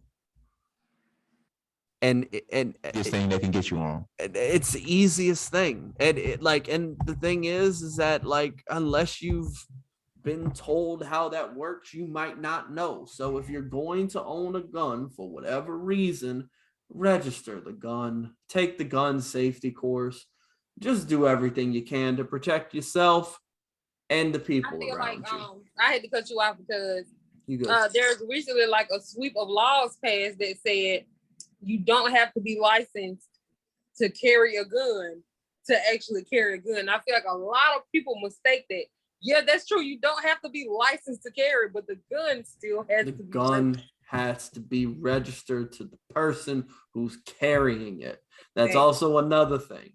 That gun you have might be licensed, but if it ain't to you and they find it, and they run that number, because I don't know how many of you know, guns have serial numbers. Mm-hmm. They plug that into their system and it pulls up, and that ain't your face that's there. Guess what? You going to jail. And guess what you're going to jail on? felony gun possession charge. And if that gun was used in crimes that they collected fragments from and they match it to the gun, whatever crime was committed with that gun, you're also going down for that too. Yeah. Y'all ain't watching the first 48 out here? Tulsa PD be out here wilding. That's all I'm gonna say. You talking about Tulsa, that's all you have to listen to. Like, the one word will tell you everything you need to know. Stripping business. So, but yeah, so those are my predictions when it comes to how I think it's going to play out. Now, let me explain why I feel that that's the case. So the way that they have it, it seems as if, and I'm surprised that I'm saying this, and this goes back to why I'm saying all you people who back in the day were called a young thug gay, and that's why he can't be a street dude. I got news for you. According to the documents, Young Thug's one of the founders of the YSL gang. Young Thug is the head of the damn thing. It's Young Thug, DK, and another dude. Those are the three. And any of this information you could find, there's a document out there. And so if you look at that document, what you're going to see 26 names. They're going to have their government names. They're going to have their nicknames of what they go by, all their gang affiliate names and everything. And then next to them, they're going to have a bunch of numbers. And so that's on the left side. On the right side of the page, it goes through each individual charge because there are 56 total different charges in this. It's an 88-page document, 56 charges, like individual charges. But if you take everybody's charges and put them together, it's 120 charges. So on 26 people, that means on average, you got about 3 to 4 charges per person. Now, mind you, there's about 5 of them who got about 14 charges. They going away for life. I'm telling you that right now. Because they got about 8 shooters in this group because they got about 8 on them on either murder or attempted murder. There's a couple of interesting things about this, but we'll get to that in a little bit. But yeah, that's the background of what you need to know. So the timeline of this is that YSL was founded in 2012, according to these documents. And they, for this case, are going to be looking at things from 2013 to 2022. Now, there is a thing in law called statute of limitations. Statute of limitations mean that after a certain time has passed, you can no longer pursue somebody for that crime. Yeah, you can no longer prosecute. RICO has a very interesting type of statute of limitations because it's not the charge, but instead a RICO claim has to be made within 5 years of the first event. Now, why am I bringing that up and why did I say 2018? Because if you take 2018 and you minus 5, guess what you get? 2013. So when you're telling me you use the things from 2013 to 2022, that's what's happening. Now, I'm going to tell you what I think kind of started all of this. In 2018, and I don't know if y'all remember this, but do y'all remember when Lil Wayne's bus got shot at? Yeah. So y'all remember they said the guy who did it was this guy by the name of Pee Wee Roscoe, right? He's in this group. So what I think happened was that they were watching them because they were watching them. And they saw that scenario take place because they had, if I remember properly, and I think I do, they had everything for that case. And then all of a sudden the charges got dropped and they were like, It is what it is. I think what happened, you said no? No, I'm agreeing with you. Oh, I thought I saw somebody shaking it. So they, so I think what happened is they looked at that scenario and went, wait a minute, we might be able to hit a RICO on this. So, Big fish. Big fish, which if you watch American Gangster, when they first introduce the cop that's going after Frank Lucas, He says in the meeting, he says, we're not taking any amount of drugs under this. We're not looking for just dudes who are selling. We're looking for the suppliers. We're looking for the big fish. When you're talking about RICO, and this is what y'all need to understand before you start talking about this stuff, RICO is big. And when they slap a RICO on you, they got everything. I'm going to let you know that right now. You're not beating the RICO charge. I don't know anybody who's beating the RICO charge without testifying against somebody else on that same RICO charge. YSL is not beating this RICO charge. I'm letting you know that right now. It's a saying in the hood. Like, do you know what the saying is in the hood? When the feds knock on the door, it ain't no running. They already got everything they need to know. Once they know, Exactly. It's over with. And I'm going to tell you this, based on what I'm seeing and everything like that, there's about 5 or 6 informants in YSL. They got everything. Listen, I love mob movies. I don't know why. Because the mob don't like us. You feel me? So Italians were very racist. Right. Oh yeah. Very racist. But like watching The Sopranos, right? Have you watched the series, Hillary? I have not. Okay. Sean, but I've watched every mob movie ever in life ever. Okay, I have not finished the series, but I've watched a lot of it. Okay, Goodfellas. Oh, great! Goodfellas, fantastic. Best movie. Best example. What's his name? The only reason he was alive because because he snitched. 100%. Yeah, 100%. That's the only way you beat a RICO. That's it. That's it. And I'm talking about he told on everybody. He looked him in their face and said, "You did that. And he did that. And he sent me to get the coke." And she said she had to get her hat, and then that's how we ended up here. So she had left her hat, and then we had to go back, and I had to make the sauce. And then the fucking meatballs in the helicopter, you know. Yep. Right. And I had to take a Valium, and then I came back, and she had called from the phone at the house, and then that's when they had got me. The phone at the house, and then Karen flushed the coke. It was just a big club. And that was the only coke that we had because the Pittsburgh guys needed their money.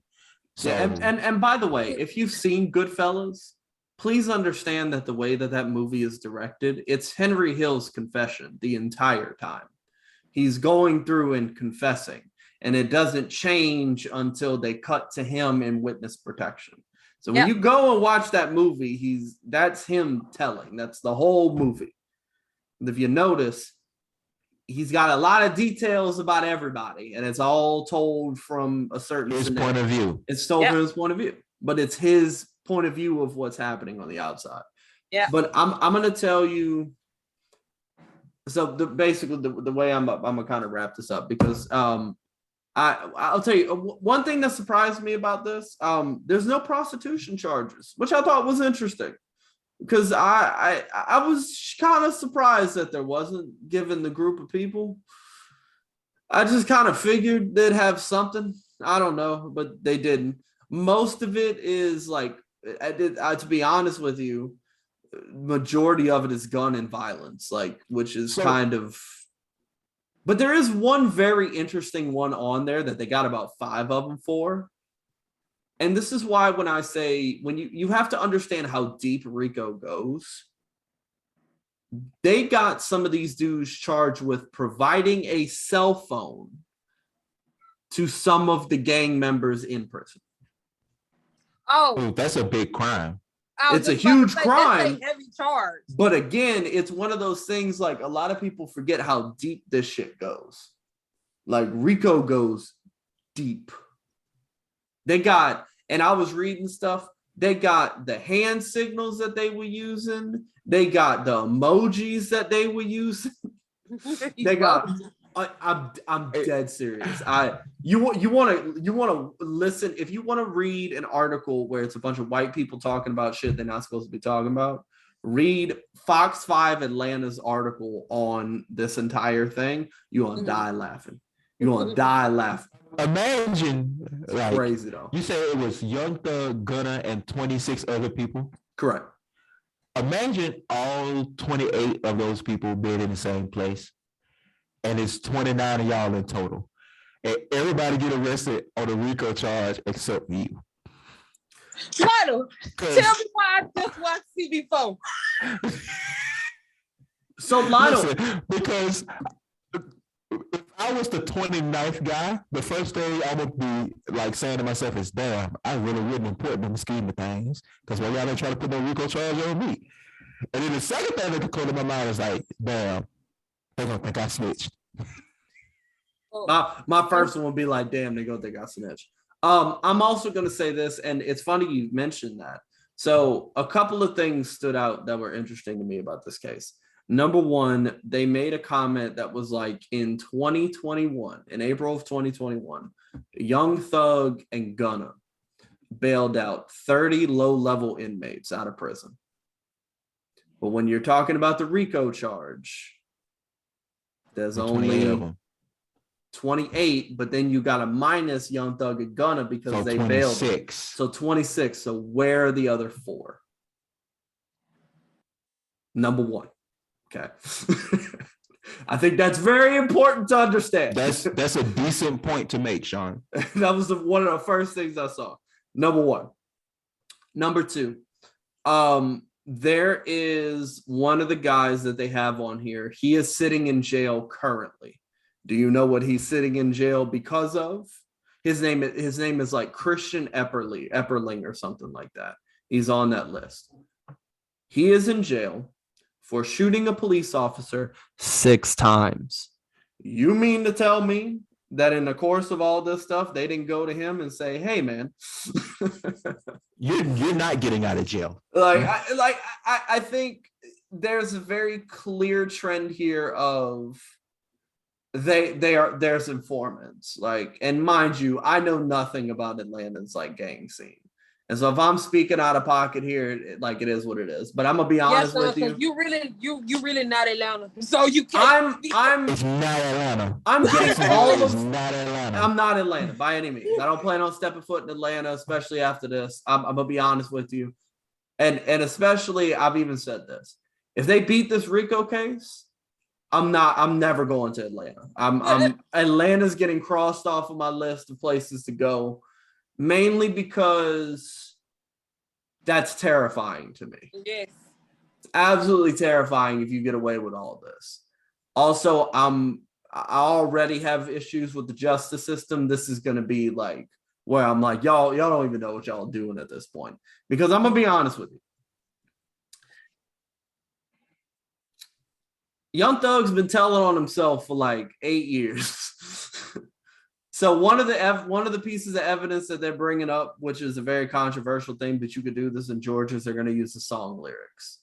Oh, yeah. And it's the same thing with Bobby Shmurda, where, again, people sit there and they're like, that's not fair. But I'm going to be honest with you. When you're sitting there name dropping people. What did you expect? Well, come on, man. I'll be the judge. Like, what do you want me to do? They talked about murder. He'll never pull up on the kid. There's at one point they got one line in one of Young Thug's songs that said, and I'm a Young Thug fan, so I've probably heard these songs before. But there's one, but Lord knows we don't always understand what he's saying. Right. But he says in there at some point in time, he's like, "I've always gotten away with every lick I've done." Like, Young Thug sounds like. I'm like, dude, is harmonious a word? Harmonious is a word, yeah. He sounds like a harmonious hyena. I like Young Thug. I man, I don't think he's a great person. Sorry, Young Thug. You know that video of you offering $25,000 to that flight worker because you didn't like what she was saying to you. That ain't, you know. That wasn't good. That wasn't very good. I don't know. I feel like the whole situation is unbelievable to people as a whole because what? Like when they first like, oh, Young Thug got arrested, you're like, who? When I saw it, I was like, okay, Young Thug and Gunna are gonna be like foot soldiers. It's gonna be like the CEO and like the president that are gonna be the ones that are running it. And turns out, no, they are. It's Thug. No, they're the ringleaders. Now I don't know about Gunna. I feel as though Gunna probably falls somewhere in the middle. I don't know. I haven't looked at the way that because typically those documents, if you get a hold of them, they typically have a graph in there where they'll show like a chart of where everybody falls. The GS9 one is hilarious to me. the GS9 chart where they showed the hierarchy and shit. You can find that anywhere. And it'll be the same with the YSL people eventually. But I feel like Gunna's going to be somewhere in the middle. They don't have Gunna on anything except Rico. So they have him like involved in stuff like that. And I'll make that point in a minute, and I'll stop giving information about this at this point. And then let y'all, say what you need to say.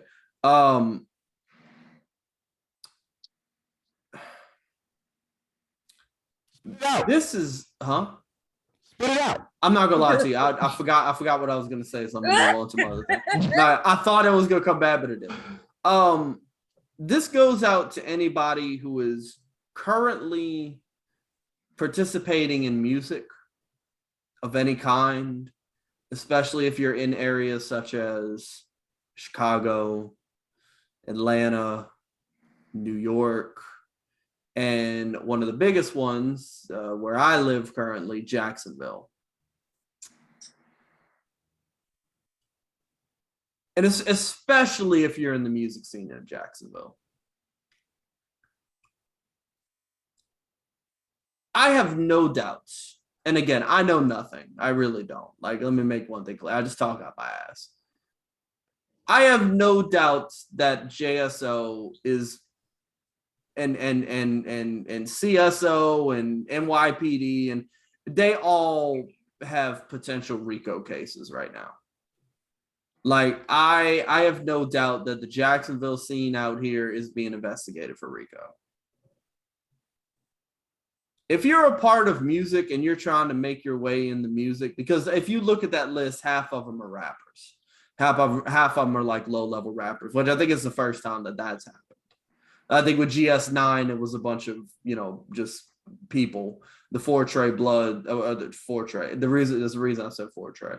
The Treyway Bloods, that was just a bunch of gang members. But with this, these are like music people. When you are in these rooms, be careful with what you hear. Be careful with what you take. Because if they're investigating a RICO, they know who you are. They know where you live. They know who you've talked to. They know where you were. They're going to put pictures in front of you and say, this is you outside at this time, right? You can sit there and look them in the face and say no all you want, but it's there. When they hit people with the RICO, they have everything they need, because a RICO charge is very hard to prove if you don't have evidence. So I understand a lot of y'all sitting there saying right now, we need to free YSL and all that other stuff. Y'all said the same thing with GS9. And then what happened? They put that book in front of y'all and said, here's everything that they do. And then everybody went, oh. Never mind, man. It's going to be the same thing with YSL. A lot is going to come out, and fucking Hip Hop DX came out and was like, our heart goes out to Young Thug and his friends and family. Hold on. Time out. What? So I'm going to say this. God help you if you involved, because you're going down. I'm going to be honest with you. Now, I'm going to say one more thing, and this is my crazy conspiracy, which is kind of a nice little segue, but this is my crazy conspiracy with this. So I was looking at the list of people, and there's a guy on there that goes by Fortray. Okay. Now, I get bored and I do research on shit. So I know nothing about gang life. So I sat down and I do research and I learned stuff. And what I learned is that when you have a nickname in a gang, right, those nicknames are powerful. So when you have a nickname such as Fortray, and there's another blood affiliate group by the name of Treyway, there's a potential connection there. So check this out. You got this dude named Fortray, right? Let's say, I don't know, like Treyway is like in the Brooklyn area. So let's say Treyway had this guy, Fortray, got his nickname out there. their Bloods, Atlanta's Bloods, they move, or Fortray moves to Atlanta, becomes affiliated with this group of people. You know who's been talking a lot recently, especially a lot more recently, right before this, about his situation? 6ix9ine. I have seen multiple 6ix9ine interviews recently in where he is again defending his snitching. Call me crazy, but especially since 6ix9ine scenario was in like 2019, 2020. Mm-hmm. Is it totally out of the way to be able to say that, I don't know, maybe one of the things 6ix9ine snitched on was YSL? Not at all. And the blood affiliated group that is also blood affiliated. I think it's possible. Because like with the I think it's possible. He had, who only sits in jail? How long did he sit in jail? 8 months? He didn't sit in very long. And I know a lot of people were like, he gave up a lot. And we heard some of the stuff he gave up, but we all know if you look at this stuff, there's a lot of stuff they didn't say that he gave up. And again, RICO charges, they take years to build. So I think an entire blood affiliated organization gets brought down. You got a big snitch involved in there, and now you're bringing down another blood organization. I don't know. I don't, and I think, and I know the whole Fortray is what got me to think that, so I might be talking out my ass, but that's what conspiracy theories are. That is what conspiracy theories are. And let's have that nice little segue into what I've been looking forward to for a week now, because man, I am not a conspiracy theorist. Let's just start there, right? I am not either. Let's get that out of the way. I bully a lot of people who say things about conspiracy theories. I'm not gonna lie to you. Hillary about to get bullied right now. I'm definitely not about to get bullied because I'm not a conspiracy theorist. Hillary, I'm not gonna lie to you. If you even remotely say that you feel like the earth can be flat, I'm gonna bully the hell out of you. I'm not. No, that's not. You're getting flamed. I'm about for 37 seconds. But what I will say is that ducks can't fly and birds aren't real anyway. Oh no. Ducks can fly, sis.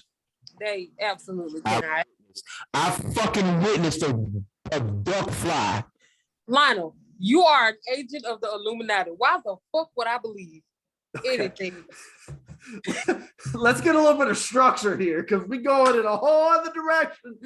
So I wanted to talk conspiracy theories because I've dated somebody for a while who was very into conspiracy theories and would come at me every now and then like, what you think about this and what you think about that? And I feel like it's really interesting because some of the things like that he brought up, I'm sorry, I got a call. Some of the things that he brought up were actually if this was the scale, they were disbelievable. So you got a name drop right now. Who are you talking about? Oh, wait. Who are you talking about? Give me the initials. It's nothing. Now you know damn well Hillary ain't about to drop. Give me the initials. You know damn well Hillary ain't about to drop no name. Is it Departure? Is it what? Departure. Yes. Departure? Yes. What the hell? Am I missing something? I mean, obviously. I'll explain it to you. I'll explain it to you later on. All right. But I know what she's talking about. Christ. So one of the actual conspiracy theories that I actually wanted to talk about were mermaids, as far as in like Haitian mythology.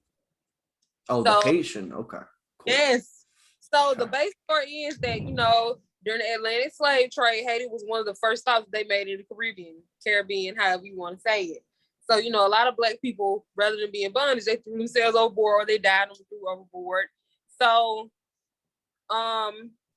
what the mythology is that they were, you know, taken pity on by the water spirits of Africa and turned into mermaids. So that's probably, you know, that's the cute part of the story. That's the cute part. But there are like Twitter threads, like full hundreds of pages of people saying, "Oh, my daddy's from Haiti," and they say if you get near the water, you hear somebody calling out to you, don't answer them, don't talk to them, or they'll take your voice, take it away. So I believe it this much because why not?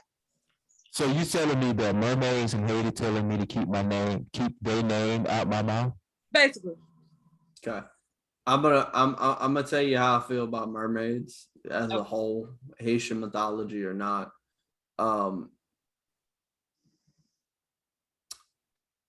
If mermaids existed, and that's a very big if, huge if, they would have existed way before the slave trade. Why? Why? General evolution. Because there is no way that mermaids would be completely phased out at this point in time in life. Who said they were? We live in the 21st century where cell phones are a thing. You mean to tell me that if some crazy ass didn't see some damn mermaid, they wouldn't record it? So, and that's also, I'm glad you brought up evolution because who's to say we were here originally at all? I mean, define originally. Like, why wouldn't we be aliens? Define alien, because alien's a tough term. Alien means foreign to this planet. Then yes, we are aliens, but in a technical sense, the only thing that's not alien would be the elements that aren't man-made, mind you, and like bacteria, viruses, and like fucking cockroaches, apparently. Because, that's a whole nother conversation for another day, but this is why I feel, because, okay, I want you to think deep. Before you answer, I want you to think about it for 5 seconds and then answer. Isn't it weird to you that the earth is 70% water, 70%, but we're the one species on earth that hadn't adapted to water? But what they consider mermaids are, of course, adapted to water. They can breathe underwater and on top of the water. Think about it for 5 seconds before you say anything. Does it make sense? Our body is 70% water. It does make sense. The earth, okay. Our bodies. Can you breathe underwater? Breathe. No. But we know that like babies when they're born, or when they're in like the mother's womb, that they had gills. So like that's why I say like if mermaids existed, they existed a long time ago. But the realistic aspect of that is that they wouldn't have been able to survive. Why? There's not a lot of food that they could eat. What? But I mean, the ocean is like not even 100% explored. Who's to say they don't have a food source in the ocean? Well, let's assume that mermaids did exist. We would assume that they probably came closer to exploring the ocean. So let's say that we've explored what? 25, 30%? Yeah, 25, 30%. We would assume that those mermaids have probably discovered at least half. Because if you live in the water, I mean, that's like saying that we haven't discovered all the land like we have. Why? Because we live on land. Right. I mean, I would also like to point out that, yeah, the earth is 70% water, but you know what the earth is 100% of? Oxygen. you know what we need to survive? You cannot breathe 100% oxygen, my guy. We breathe like a mixture, like 69% oxygen. What I'm saying though is that there's nowhere that you could go where oxygen doesn't exist. Okay. So yeah, maybe the earth is 70% water, but we breathe in oxygen. I mean, that stands to reason because oxygen is on a water molecule. Like you can't have water without oxygen. So yeah, of course.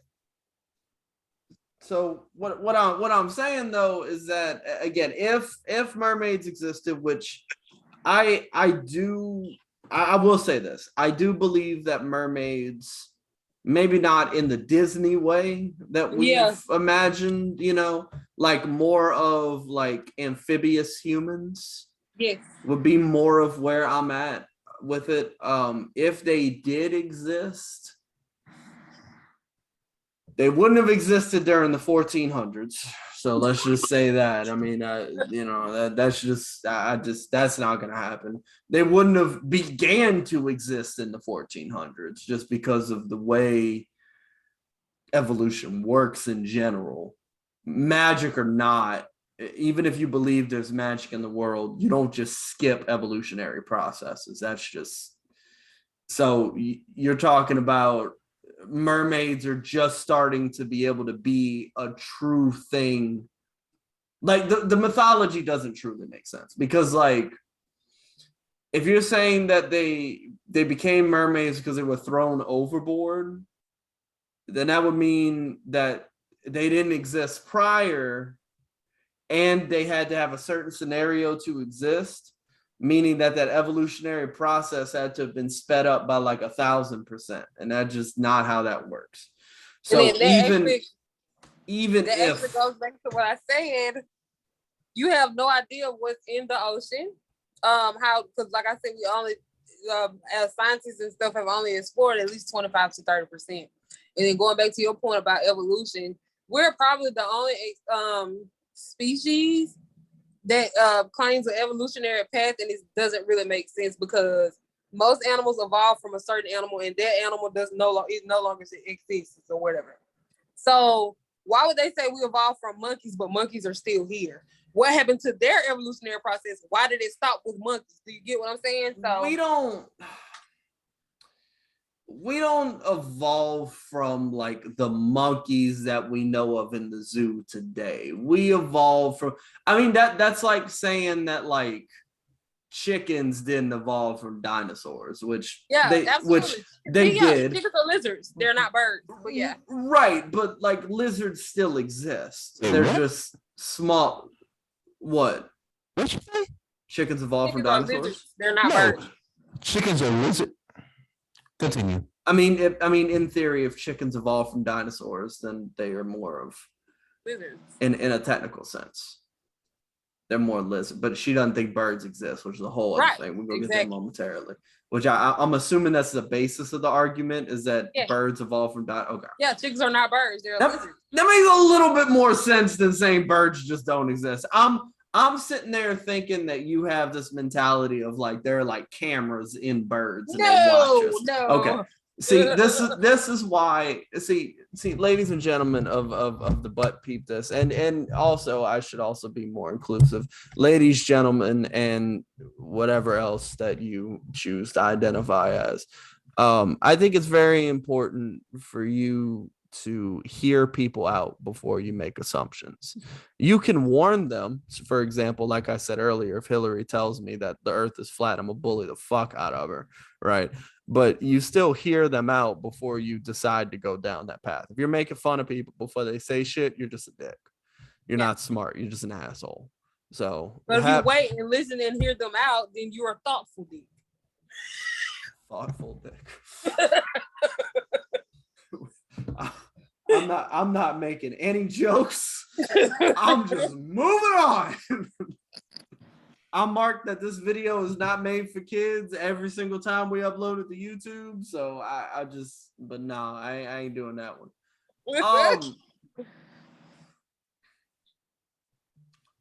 So, but again, so for the mythology to work, like,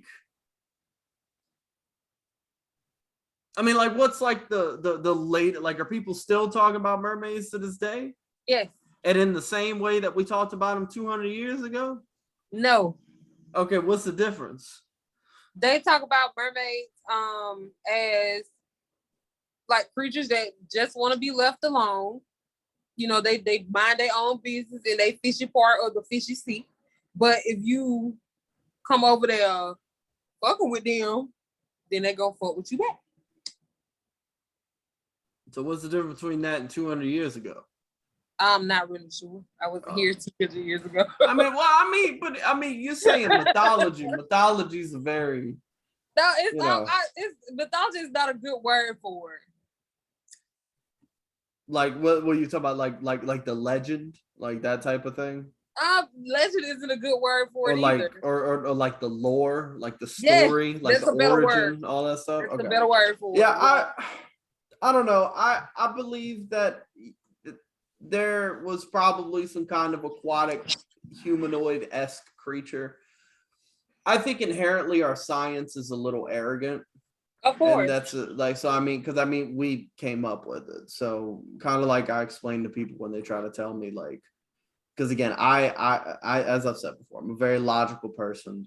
But I do believe that science and religion can exist in, well, not really religion, but like science, spirituality can exist in the same plane and everything. Okay.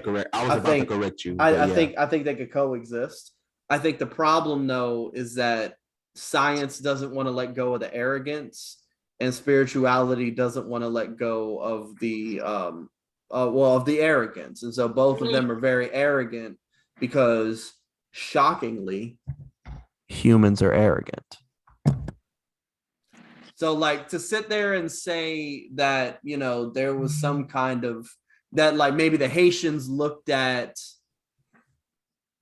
some kind of humanoid-esque thing and said, oh, that's close to us, and said that's a mermaid, I could believe it.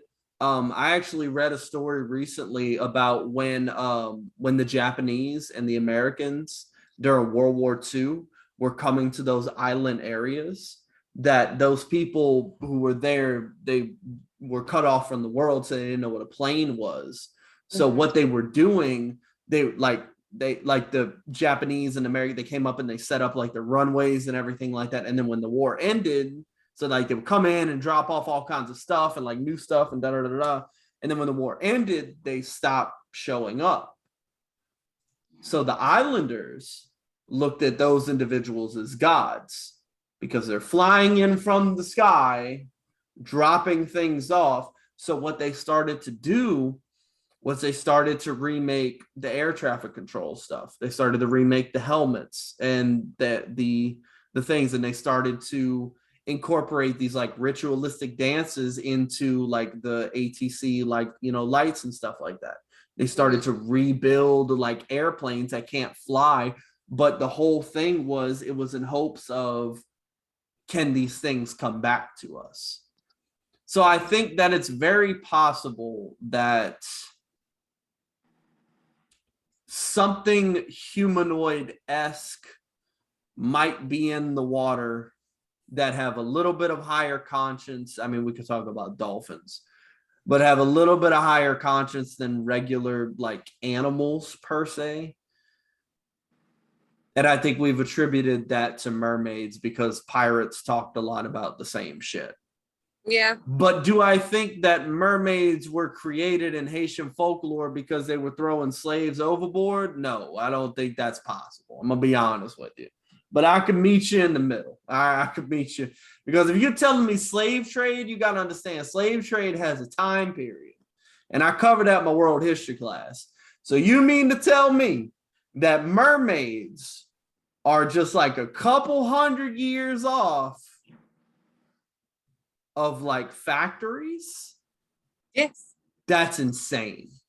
Because when you look at the history of the world, world history is very interesting to teach because for the first like 3 quarters, everything is very slow and it's all like the same and you're just teaching. And then when the Industrial Revolution hits, it just takes off. Yep. So you mean to tell me that there are underwater cities? I am not gonna change my mind. That were established I don't know during the time of the slave trade. Oh, absolutely. And it's also really telling. I don't know why people kind of like, not saying that you are, but a lot of people discount the power of spilled blood, because another interesting factor about that same slave trade is the fact that all Atlantic hurricanes follow that same path. She got a point. Every last one starts off the coast of Africa and it goes that same direction. She got a point. I mean, I think there's a scientific explanation, yeah, though, which is like, I mean, hurricanes, you know, need warm water, and warmer water is a lot easier to travel in than colder water. Absolutely. You know, currents. Yeah, Atlantic is currents like push, you know, boats along a little bit easier. Like, I mean, we're not gonna sit there and pretend like wind is the only thing that makes these boats go back in the day. Like, okay, so answer this. It had to have knowledge of the water. That on that same token, that same note, where do most major hurricanes make landfall? On the coast of the United States, right, or on the Caribbean coast? They always hit those Caribbean states first. Yeah. I would just go and look at a map. Go look at the last 10 years. The 10 most destructive hurricanes always made landfall at slave ports. It's not someone making up. What's the point we're trying to make here? Are we trying to say that there's some bad juju? Yeah, a lot of slaves, and that's what's causing hurricanes. Yes, that's what I'm saying. That is what I'm saying. A lot of people do like, oh, that's interesting. That's that's poppycock, but it's gobbledygook. It's too much. Insubordinate and churlish. And you know what, Sean? I just gotta say, and Hillary, for the record, I purposely did not research this this topic because I wanted to see which one of y'all would convince me. Yeah. And Sean, I gotta admit, Hillary convinced me mermaids are real. Again, I'm not discounting that mermaids weren't real. Worried. I just say I think it's kind of the same way that we look at like aliens, for example. I think absolutely we're not the most intelligent thing in this universe. No, and I think that aliens that we think of, I think there are, because like here's my thing. Somebody at some point in time came up with the prototypical design for an alien. Humans are creative. They're not that creative. They had to have seen something. I'm just going to call it what it is. That's fine. But I also think that all aliens don't look like that. And I think a lot of the times that the government talks about, like, you know, we've been visited by extraterrestrials, I think they look like us. I think they look like us, and I think that's why we don't fucking know. Yeah. I think they just look like us. I don't think they all look fucking green or gray or blue. Gray or what? Yeah. Big ass heads and shit. But what I will tell you is this: to make interplanetary travel like that, you gotta be damn smart. So I don't know, but no, it's who was the genius that was like, oh, okay, we need to measure distance, but it's really far away. So we just gonna say it's time. Like, what the fuck? How does that even? Yeah, every invention started off with "hear me out." I mean, true. How far is that away? Oh, that's 12 light years away. Yeah. That's not a unit. That's not a unit of distance. And the other crazy thing about it is that when you talk about like light years, the speed of sound, there are ramifications for trying to travel faster than those things. We've seen people who have broken the sound barrier. What's the ramification? Big ass loud boom that can fuck up your ears. Well, what's the ramification for traveling faster than the speed of light? Well, I don't know. How about destruction of matter? Black hole. But the fact that they found a way to do this without that happening, I think that's something we don't talk about very often. Yeah.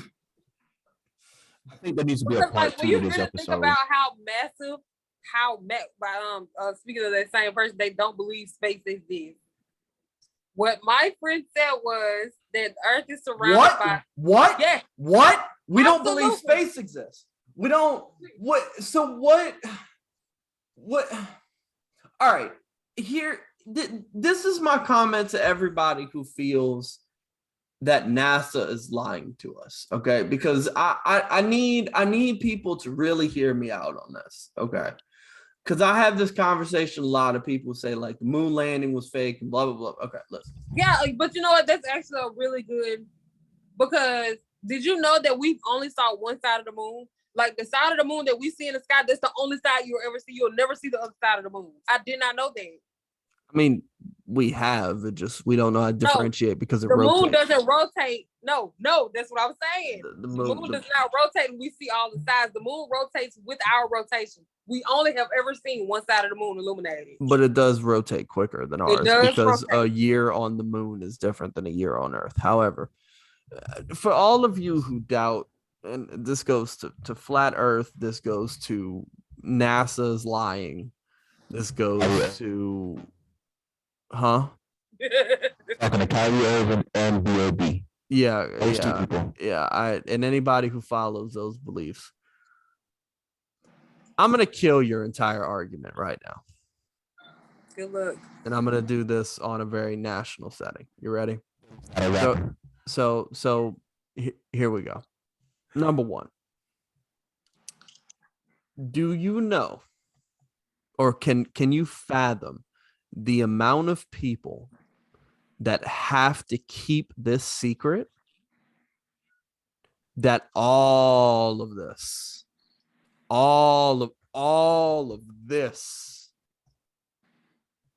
is fake. I mean, you are talking 40 to 50 plus years of hundreds of thousands of people, and all of them are all like being like, yo, like we all see the same thing. I don't know about that one. That's a tough one for me.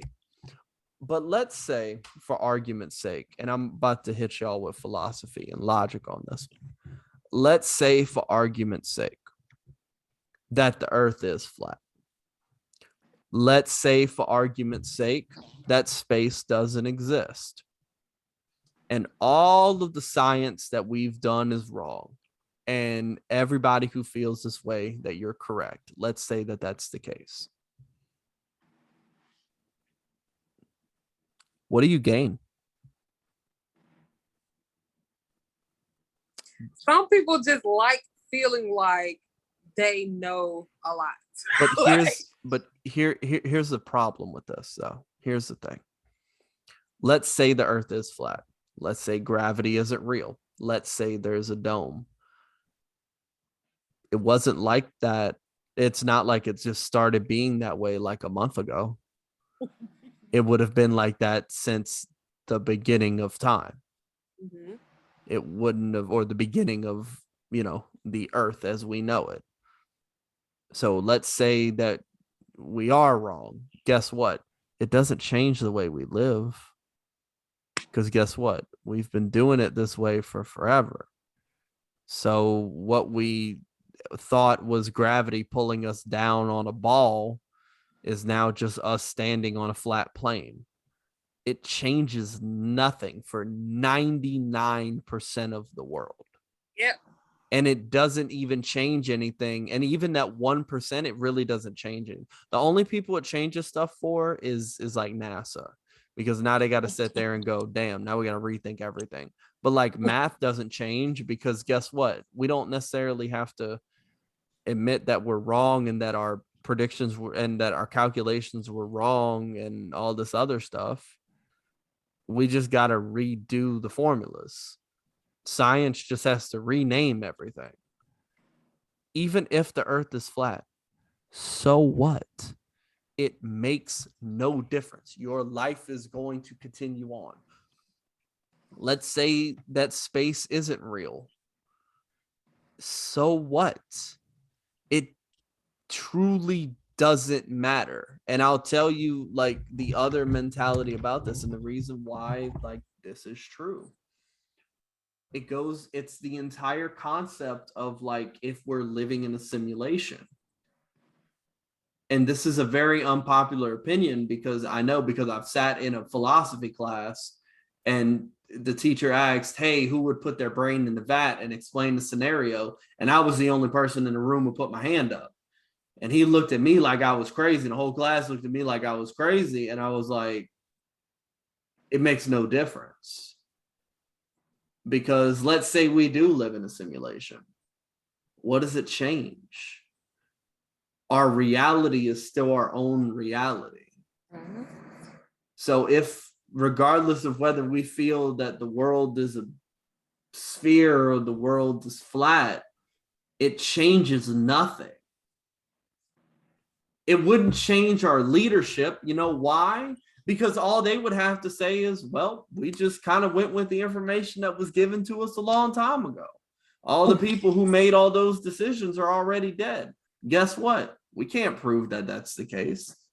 What, you think NASA's going to experience this big giant like thing? No, because you know what they're going to say? We just kind of went off of the calculations that were there. And that's what we went with. And that's what all the work was done for us. We just managed it. We just didn't look into it enough. What difference does it make? So all y'all spending all your lives figuring this out, it doesn't matter. It's not going to change a thing. So go on your whole life and think that the earth is flat. I'm still going to think you're stupid because science proves you otherwise.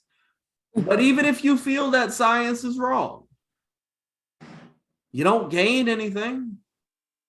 You gain nothing. You gain nothing.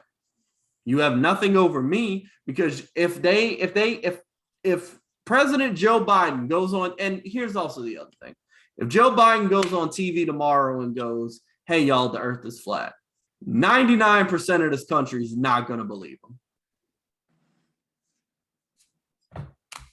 All the world leaders could come out and say the earth is flat. There's still going to be at least a good like 60% that's going to go, nah, that's just what they want us to think. They trying to distract us. You remember during COVID when they were talking about the 5G towers? We showed our hands right there. We showed that like we have zero idea of what's going on. So even if all of this is true, it doesn't make a fucking difference. Oh, the crazy thing is, I'm glad you brought up 5G. Real quick. Oh no.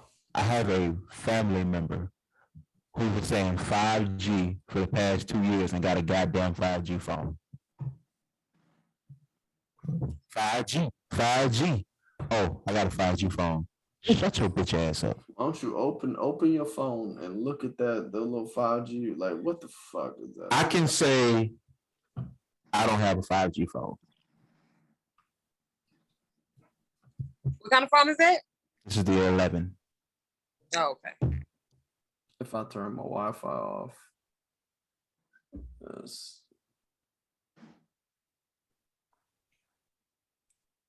it's not going to focus. It's not going to focus. Hold up, time out. Why is your phone on military time? You think you're better than us, motherfucker? No, it just makes it easier for my brain to process. As a person, like for real, because I gotta answer this question regularly. No. As a person who has ADHD, there are times where I just kind of, I don't know, like forget where I am. Or like if I go to sleep and I wake up and I don't know like what time it is or anything like that, I just look at my phone, and if I see 2 digits, I'm like, oh, it's towards like the end of the day. If I see a 0, I know it's towards the beginning of the day. It just makes it easier for me. It also makes it to where I don't have to worry about setting an alarm for AM or PM. So if I want to wake up at 6 o'clock, I wake up at 6 o'clock. If I want to wake up at 6 p.m., I set it for 1800. Or I don't even say 1800. I say 18 o'clock, which is, for me, but whatever. But like, it just makes it easier. It's actually a lot easier. You better than us. I really don't. I've had it this way for a long time. I've had it this way for the entire time that you've known me. I don't know why you're just noticing it. I've literally haven't changed this since like high school.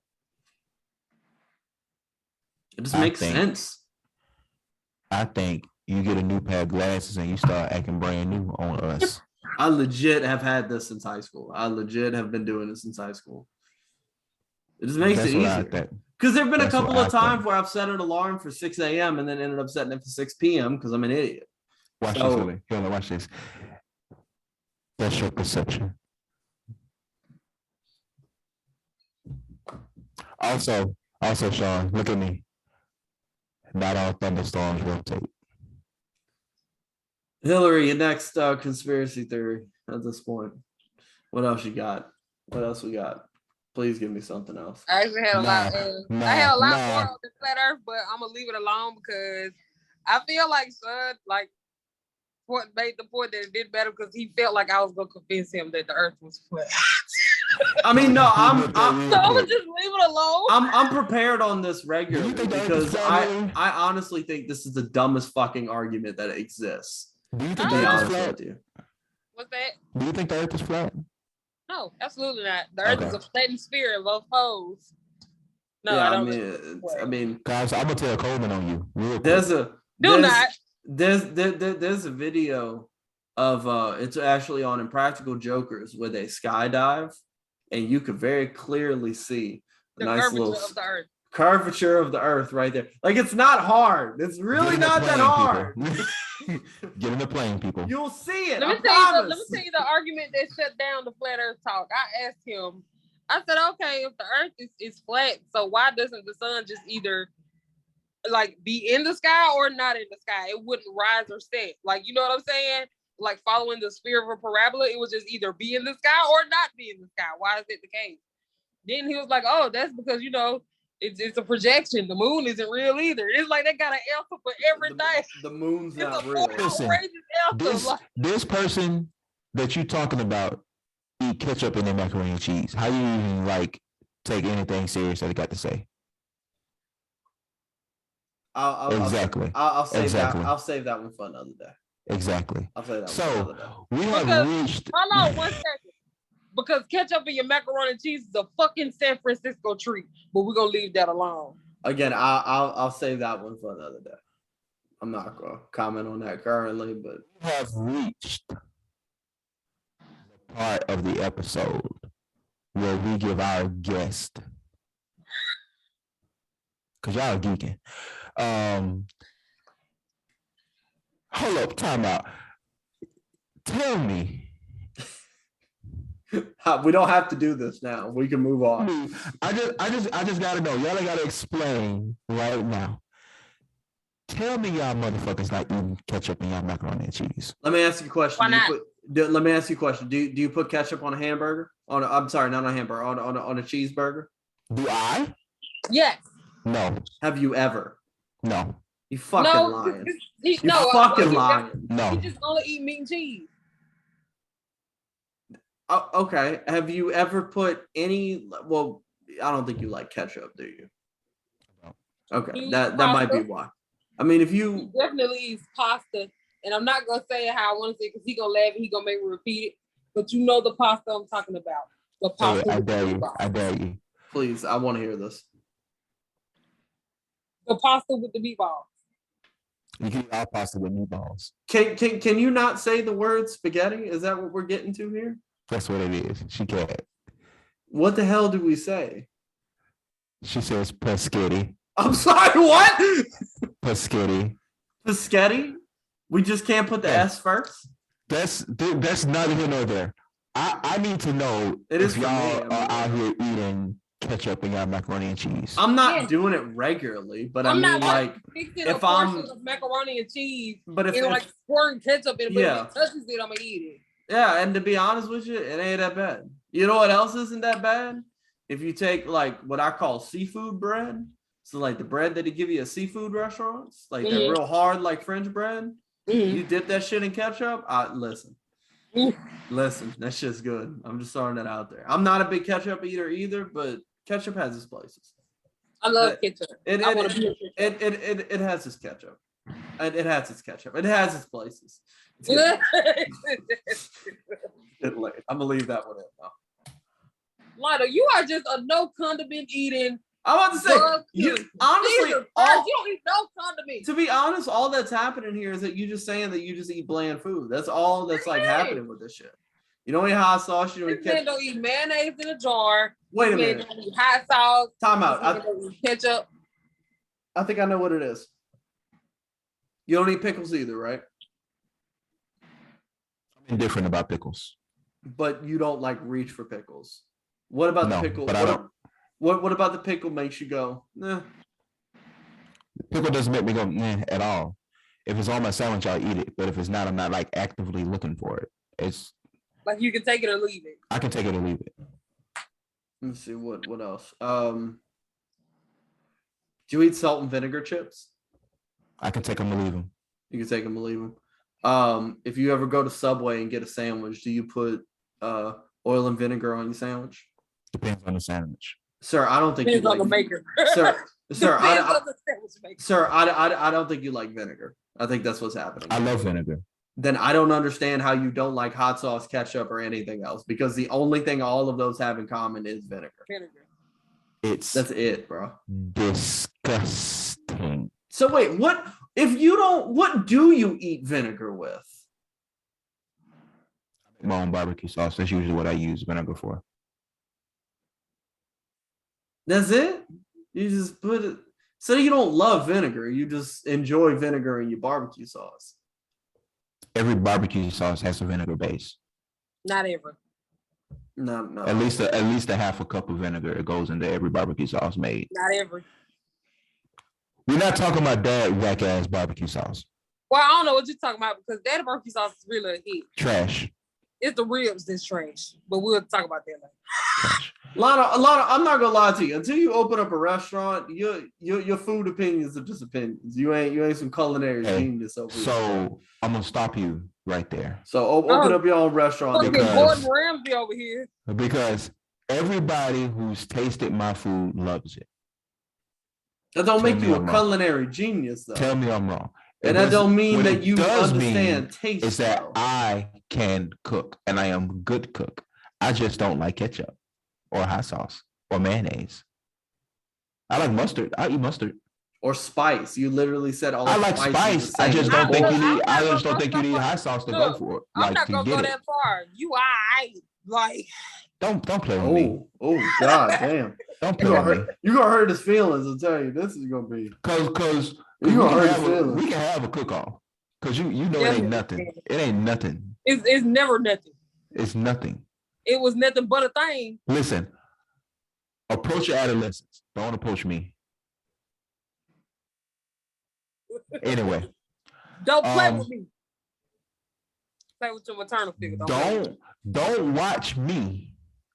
Watch TV. Now, I don't know what's happening anymore. We've reached the part of the show where we give our guest the time to speak on, say whatever they want to say. Hillary. I don't know, man. I really enjoyed this time. I feel like I've been talking for about 4 hours. Eat more chicken. Eat at Chick-fil-A. That's trash. No, we would not endorse the Chick-fil-A on here. I mean, you can do what you want, but okay, that's a very Hillary thing. That's not a budget. I'm just throwing that out there. We can't look. We ain't. Okay, so we can't endorse Chick-fil-A. I'm look because I'm not gonna even get into the chicken conversation because KFC ass, Popeye's slaw, Church's is ghetto. Popeye's what? Popeye's slaw. S-L-A-W. Slaw? Yeah. Slaw. They have slaw. No, they are slaw. What the fuck does that mean? Slaw is like ass, like they basic, like boo, tomato. Do you like slaw? No. Coleslaw? No. Okay. So consider Popeyes like coleslaw. It's slaw. It's disgusting. I mean, I disagree. It's better than all the other stuff you said. Because the KFC on Highland Avenue in Selma, Alabama is probably the best Lional, KFC in the country. The quality when you KFC is booted. It's booted. KFC was mid from the beginning. And it's a mid. It's still mid. Like, it's still just at least it's not like Indiana where they don't season the chicken until after they fry it. What's the point? I'm sorry? I said what I said. What's the point? They don't season the chicken until after they fry it. They put like that chicken crack on it. It's like confectioner sugar and lemon pepper seasoning. And that's listen, when you come up in October, I'll take you to get some chicken so you can understand. I don't want no damn chicken with no confectioner sugar on it. Are you nuts? What's this, some fucking beignet chicken? What the hell? I can assure you that I am not geeking. Are you nuts? I can assure you that I am not nuts. I don't want that. All right, people. Thanks a Thanks lot for listening. All of y'all, we appreciate y'all rocking with us. I'm Lional. That's Sean. That is Hillary. We're gonna fix his mic next week. My mic is fine. Yeah, y'all geeking. You just wait. Mike. There's a lot wrong, but it's fine. I told you sound like a middle school principal doing lunch announcement. Please make sure that you do your attendance. Please make sure that all attendance is taken. That's because I'm right here. All right. That's why. This is a Chucky Beat production. Bye, y'all. We'll see y'all next week. Like, share, subscribe.